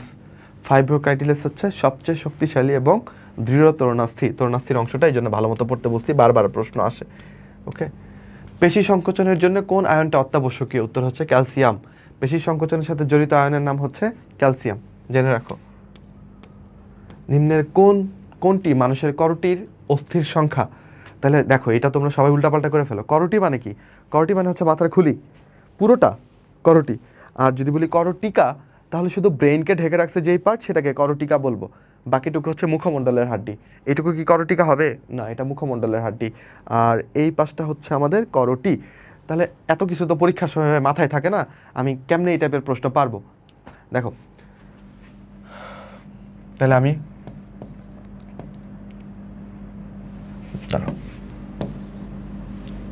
করটিকে 3 ভাগে ভাগ করতে পারি। করটিকে কি বলো? করটিকা, তারপর কি বলো? আর কি বলো ভাই? মুখমণ্ডলের হাড্ডি, আরেকটা কি বলো? কর্ণাস্থি। এই সবগুলো মিলিয়ে করটির হাড্ডি কয়টা? 29টা। ওকে, এবার যদি করটিকা আসে, তাহলে কিভাবে মনে রাখবা? বা উল্টাপাল্টা লাগলে কেমন মনে রাখবা? দেখো, করটিকা শেষে একটা আ আছে না? করটিকা, এই আ দিয়ে 8 মনে রাখবা। তাহলে করটিকার হাড্ডি কয়টা? 8টা। ঠিক আছে, করটিকা 8, করটি তাহলে 29, উল্টাপাল্টা লাগবে না। মুখমণ্ডলের হাড্ডি কয়টা? 14টা। 8 আর 14 কত হইলো? 22। কর্ণাস্থি কয়টা? 6টা। 22 আর 6 কয়টা হইলো? 28। ভাই আরেকটা কি? আরেকটা হচ্ছে হাইওয়েট, যেটা তোমার 40 বছরে গিয়ে পূর্ণাঙ্গ হয়, এখানটায় থাকে। ওকে, পারবো? কঙ্কাল পেশি কি প্রোটিন দিয়ে গঠিত? কঙ্কাল পেশি মানে ঐচ্ছিক পেশি, স্কেলেটাল মাসল, যেগুলো কঙ্কালের গায়ে লেগে থাকে, বুঝছো? এটাকে আমি রৈখিক পেশিও বলতে পারি, চিহ্নিত পেশিও বলতে পারি, ডোরাকাটা পেশিও বলতে পারি। আচ্ছা, কি প্রোটিন দিয়ে তৈরি হবে বলো? এই অ্যালবুমিন, গ্লোবিউলিন, এগুলো তো থাকে রক্তের প্রোটিন, তাই না? এগুলো কি বলো? রক্তে থাকে। আচ্ছা, প্রোলিন এটা আলাদা জিনিস। উত্তর হবে মায়োসিন। কিভাবে পারলেন? মায়ো মানেই মাসল, তাহলে মায়োসিনটা হচ্ছে কঙ্কাল পেশির প্রোটিন। মানুষের পেশিতে পাওয়া যায় কোনটা? অ্যাক্টিন আর মায়োসিন হচ্ছে মানুষের প্রধান 2টা পেশি প্রোটিন। যদি পরীক্ষায় প্রশ্ন করে মানুষের পেশি প্রোটিন কয়টা, তুমি বলবা মানুষের পেশি প্রোটিন হচ্ছে 3000। কতগুলা বলো? 3000। যদি বলে যে প্রধান পেশি প্রোটিন কয়টা, প্রধান পেশি প্রোটিন হচ্ছে 2টা। কি কি ভাই? Actin and myosin. Okay, actin আর মায়োসিন, এগুলা দিয়ে আমাদের ঐচ্ছিক পেশিগুলো তৈরি। তাহলে এখানে অ্যাক্টিন আছে। লাস্ট চ্যাপ্টারে চলে আসছি আমরা, ঠিক আছে? আচ্ছা, জিনতত্ত্ব কেউ এখান থেকে কোনো অনুপাত মিস করবা না। অনুপাতগুলো হর হামেশা আসে, সব রকমের অনুপাত, ম্যান্ডেলের প্রথম সূত্র, দ্বিতীয় সূত্র, ব্যতিক্রমগুলোর অনুপাত মিস করবা না। পাশাপাশি কোন ব্যতিক্রমটা কোথায় দেখা যায়, যেমন আমি যদি বলি আন্দালুসিয়ান মোরগ মুরগিতে নিচের কোনটা দেখা যায় বলো, তাহলে মোরগ মুরগির কিন্তু বেশ কয়েকটা আছে, তাই না? যেমন প্রকট এপিস্টেসিস, এটাও মোরগ মুরগিতে দেখা যায়, আবার তোমার সমপ্রকটতা, এটাও মোরগ মুরগিতে দেখা যায়। তাহলে উল্টাপাল্টা লাগাইলে হবে না, যে সমপ্রকটতাটা দেখা যায় আন্দালুসিয়ান মোরগ মুরগিতে, আবার প্রকট এপিস্টেসিসটা দেখা যায় লেগ হর্ন মোরগ মুরগিতে, তাই না? লেগ হর্ন, সাদা ওয়াইন ডট, এটার মধ্যে। তাহলে কোনটা কোথায় দেখা যাচ্ছে, বা ধরো সন্ধ্যা মালতীতে কোনটা দেখা যায়, তো আমাকে বলতে হবে অসম্পূর্ণ প্রকটতা। এই কথাগুলো জানতে হবে আমাদেরকে। ওকে, সেক্স লিঙ্ক ডিসঅর্ডার কী কী আছে, কোথায় কি ঘটে, পরের বংশের সম্ভাবনা কি, ওই যে ক্রস চেক করে এই জিনিসগুলো পারলে ভালো। ব্লাড গ্রুপিংটা থেকে ওই যে প্রশ্ন আমরা ব্লাডের অংশেই সলভ করে ফেলছিলাম, তাহলে ব্লাড গ্রুপিং কে কাকে রক্ত দিতে পারবে এই পার্টটাও পড়তে হবে। বিবর্তন থেকে বেসিক কথাগুলো পড়বা, যেমন পরীক্ষাতে যদি আসে অর্জিত বৈশিষ্ট্যের উত্তরাধিকার মতবাদ, এটা কে দিয়েছেন, উত্তর হবে কি ল্যামার্ক। বায়োলজি শব্দের প্রবর্তককে এই ল্যামার্ক। ল্যামার্কের পুরো নামটা জানো, যা ব্যাপিস্ট অ্যান্টেইনে মনেট শ্যাফালিয়ার দ্য ল্যামার্ক, যার নামটাই এরকম বিদঘুটে, সে তো বায়োলজি শব্দের প্রবর্তক হইলে বায়োলজি এরকম বিদঘুটে হবেই, তাই না?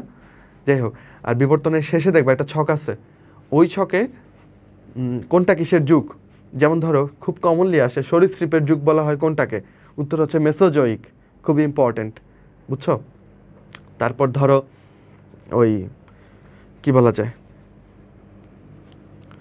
আধুনিক মানুষ কত বছর আগে আসছে, 25,000 বছর আগে, রিসেন্টে, তাই না? মানুষের উদ্ভব হয়েছে কবে, প্লিউসিন, খুব সম্ভবত 2 কোটি বছর আগে। এই কিছু জিনিস দেখবা, কোনটা কিসের যুগ, এটা সবচেয়ে ইম্পর্টেন্ট, ঠিক আছে? এটা একটু দেখতে পারো। আচ্ছা, সলভে যাই চলো। ম্যান্ডেলের দ্বিতীয় সূত্র অনুযায়ী F2 জেনারেশনে হোমোজাইগাস জিনোটাইপের সংখ্যা সাধারণত কয়টা? মানে বেশ ভালো ব্রেনস্টর্মিং একটা প্রশ্ন করছে। নর্মাল ওয়েতে পড়ে গিয়ে পুলাপান এটা অনেকেই পারবে না, চিন্তা করতে পারবে না, আমি জানি, মানে প্রশ্নটা খুব জোস হয়েছে আসলে। তাহলে এটার জন্য ম্যান্ডেলের দ্বিতীয় সূত্রের হিসাবটা তোমার একটু জানতে হবে। ম্যান্ডেলের দ্বিতীয় সূত্র প্রমাণের জন্য তুমি যদি মটরশুটির ক্ষেত্রে করো, তাহলে আসলে 2টা বৈশিষ্ট্য লাগবে, যেহেতু এটা একটা ডাইহাইব্রিড ক্রস। ডাইহাইব্রিড ক্রসে তুমি 2টা বৈশিষ্ট্য নিয়ে নজর দিয়ে আগাবা।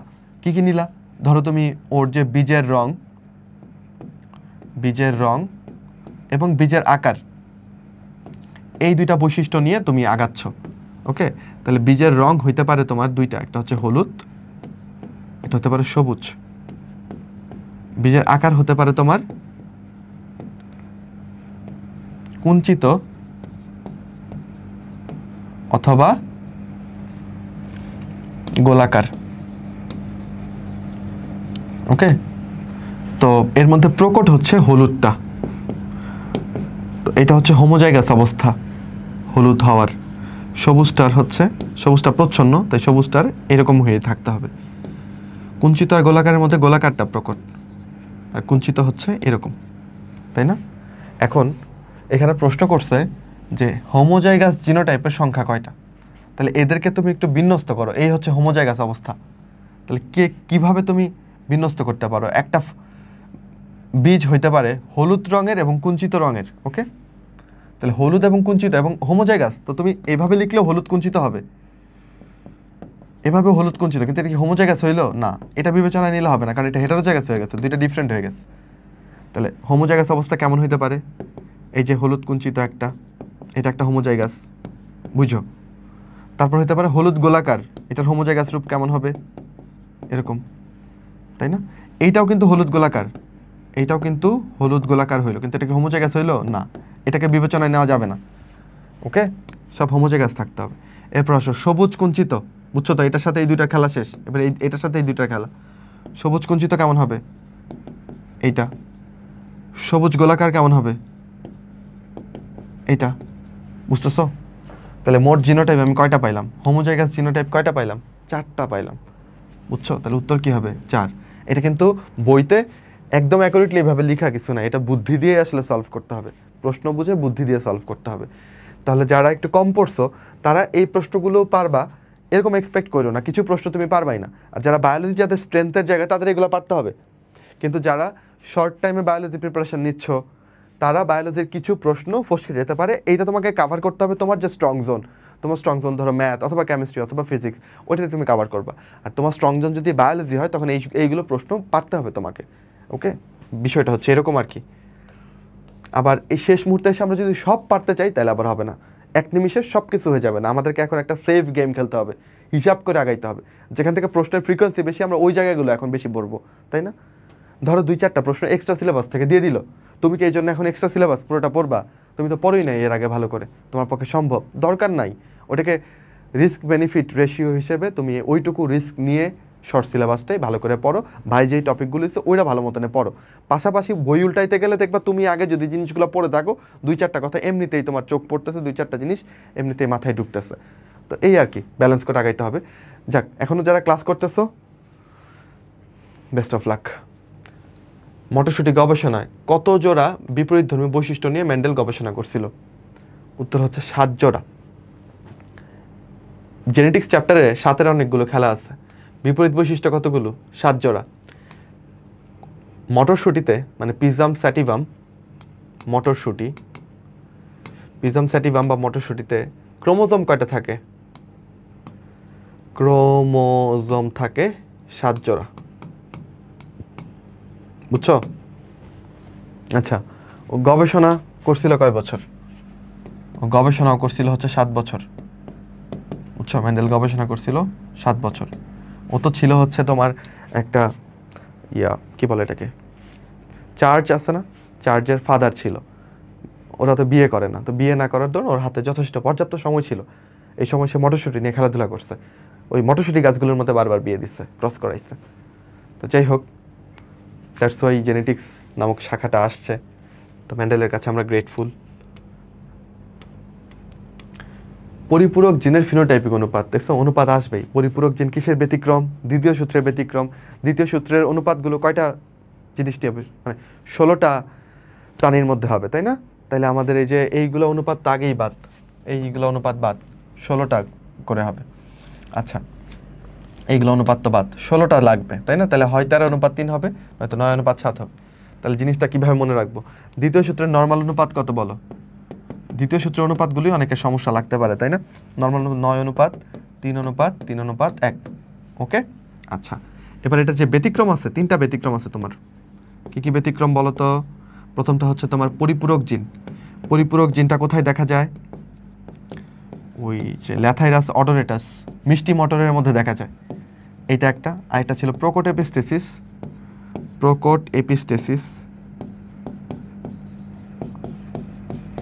এটা ছিল প্রচ্ছন্ন এপিস্টেসিস। প্রোকট এপিস্টেসিসটা কোথায় দেখা যায়? লেঘর্ন মুরগ মুরগিতে। প্রচ্ছন্ন এপিস্টেসিস কোথায় দেখা যায়? মুখবধিরতার ক্ষেত্রে।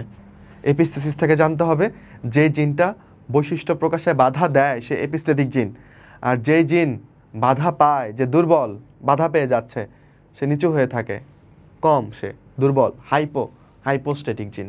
ওকে, যে বাধা পাবে সে হাইপোস্টেটিক, যে বাধা দিবে সে এপিস্টেটিক। ওকে, পরিপূরক জিনের অনুপাত কত বলো? এখানে একটা অনুপাতই শুধু 13:3, বুঝছো? সেটা হচ্ছে পরিপূরক প্রোকট এপিস্টেসিস। আর বাকি 2টা অনুপাতই কত? 9:7। 9:7। বুঝতে পারছো কাহিনীটা? তাহলে এই অনুপাতগুলো পারা যাবে দ্বিতীয় সূত্রের। নর্মাল অনুপাত হচ্ছে এইটা, আর ব্যতিক্রমের মধ্যে অনুপাত হচ্ছে এইগুলা। ঠিক আছে, হলো? আর প্রথম সূত্রের ক্ষেত্রে তো সোজা। প্রথম সূত্রে নর্মাল অনুপাত কত বলো? 3:1। কিন্তু সমপ্রকটতা এবং অসম্পূর্ণ প্রকটতাতে এটা কত হয়ে যায়? 1:2:1। আর লিথাল জিনে হয়ে যায় 2:1, কারণ একটা ইঁদুর মরে যায়। মনে আছে? এবার একটা প্রশ্ন করি তোমাকে, বলো মেন্ডেলের প্রথম সূত্রের জিনোটাইপিক অনুপাত কত? প্রশ্নটা বুঝছো? মেন্ডেলের প্রথম সূত্রের জিনোটাইপিক অনুপাত কত? ফিনোটাইপিক না, জিনোটাইপিক। কি হবে তাইলে বলো? ফিনোটাইপিক অনুপাত তো 3:1 সবাই পারি, কিন্তু জিনোটাইপিক অনুপাত যদি করো, ধরো তুমি এটা ওই লম্বা না খাটো গাছ এটা বের করতেছো, ঠিক আছে? তাহলে ধরো কি হয়, দ্বিতীয় বংশধরে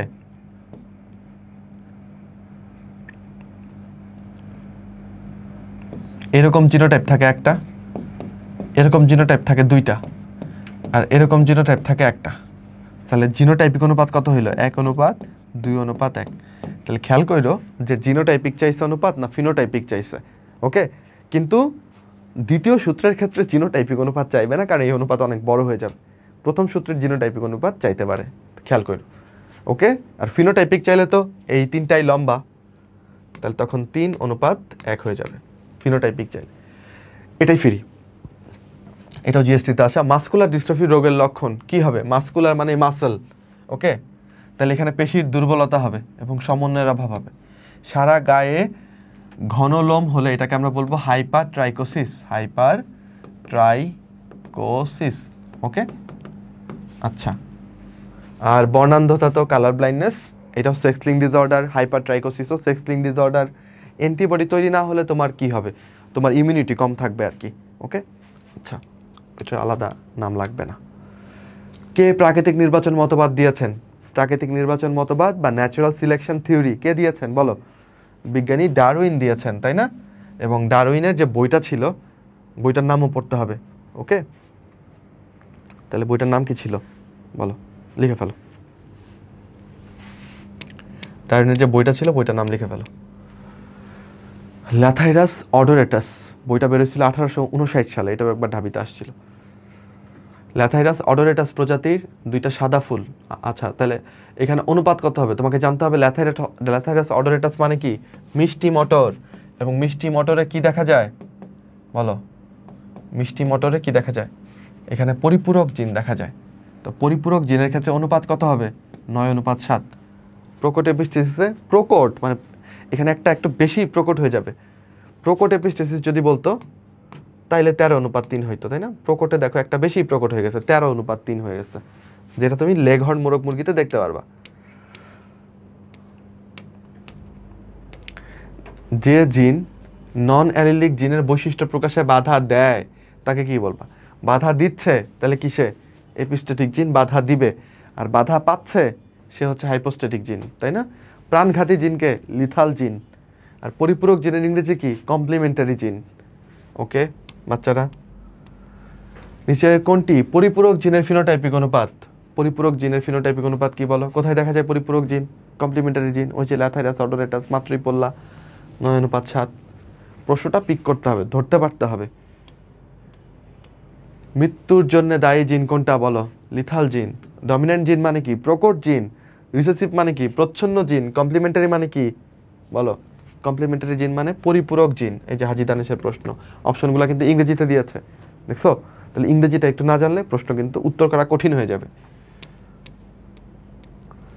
জীবের প্রতিটি বৈশিষ্ট্য নিয়ন্ত্রণকারী জিন জোড়াকে পরস্পরের কি বলে? আচ্ছা, এটা একটা ট্রিকি প্রশ্ন। তুমি যে 2টা জিনের একসাথে যে গঠন, ধরো যে 2টা জিনের একসাথে গঠন, এটাকে একসাথে কি বলবা? একসাথে তুমি বলবা জিনোটাইপ, তাই না? তাহলে 2টা জিনের একসাথে গঠনকে জিনোটাইপ বলবো। কিন্তু যদি বলে যে জিন জোড়াকে পরস্পরের কি বলে, একজনকে আরেকজনের কি বলে, তখন তোমার বলতে হবে অ্যালিল, একজন আরেকজনের অ্যালিল। আর যদি বলতো যে জিন জোড়ার গঠনকে কি বলে, তাহলে তুমি বলতো এটাকে জিনোটাইপ বলে। 2টা জিনকে একসাথে জিনোটাইপ বলবা, বাট একজন আরেকজনের কি হয়, সম্পর্কটা কি? অ্যালিল, ঠিক আছে? ওকে, শেষ দিকে আমরা চলে আসছি প্রায়। কোন বৈশিষ্ট্যের জন্য মেন্ডেলিয়ানিয়ান 3:1 পরিবর্তে 1:2:1 হয়? মানে প্রথম সূত্রে কোন ব্যতিক্রমের জন্য 1:2:1 হবে বলো তুমি? মারণ জিনে কত হয়? 2:1। তাহলে এটা হবে না, এটা তো কিছুই হয়েছে না। অসম্পূর্ণ প্রকটতা এবং সমপ্রকটতা এই দুইটাতেই এই অনুপাতটা দেখা যায়, তাই না? পরিপূরক জিন আর এপিস্টেটিক জিন তো দ্বিতীয় সূত্রের ব্যতিক্রম, এটা তো এখানে আলোচনাতেই আসবে না, রাইট?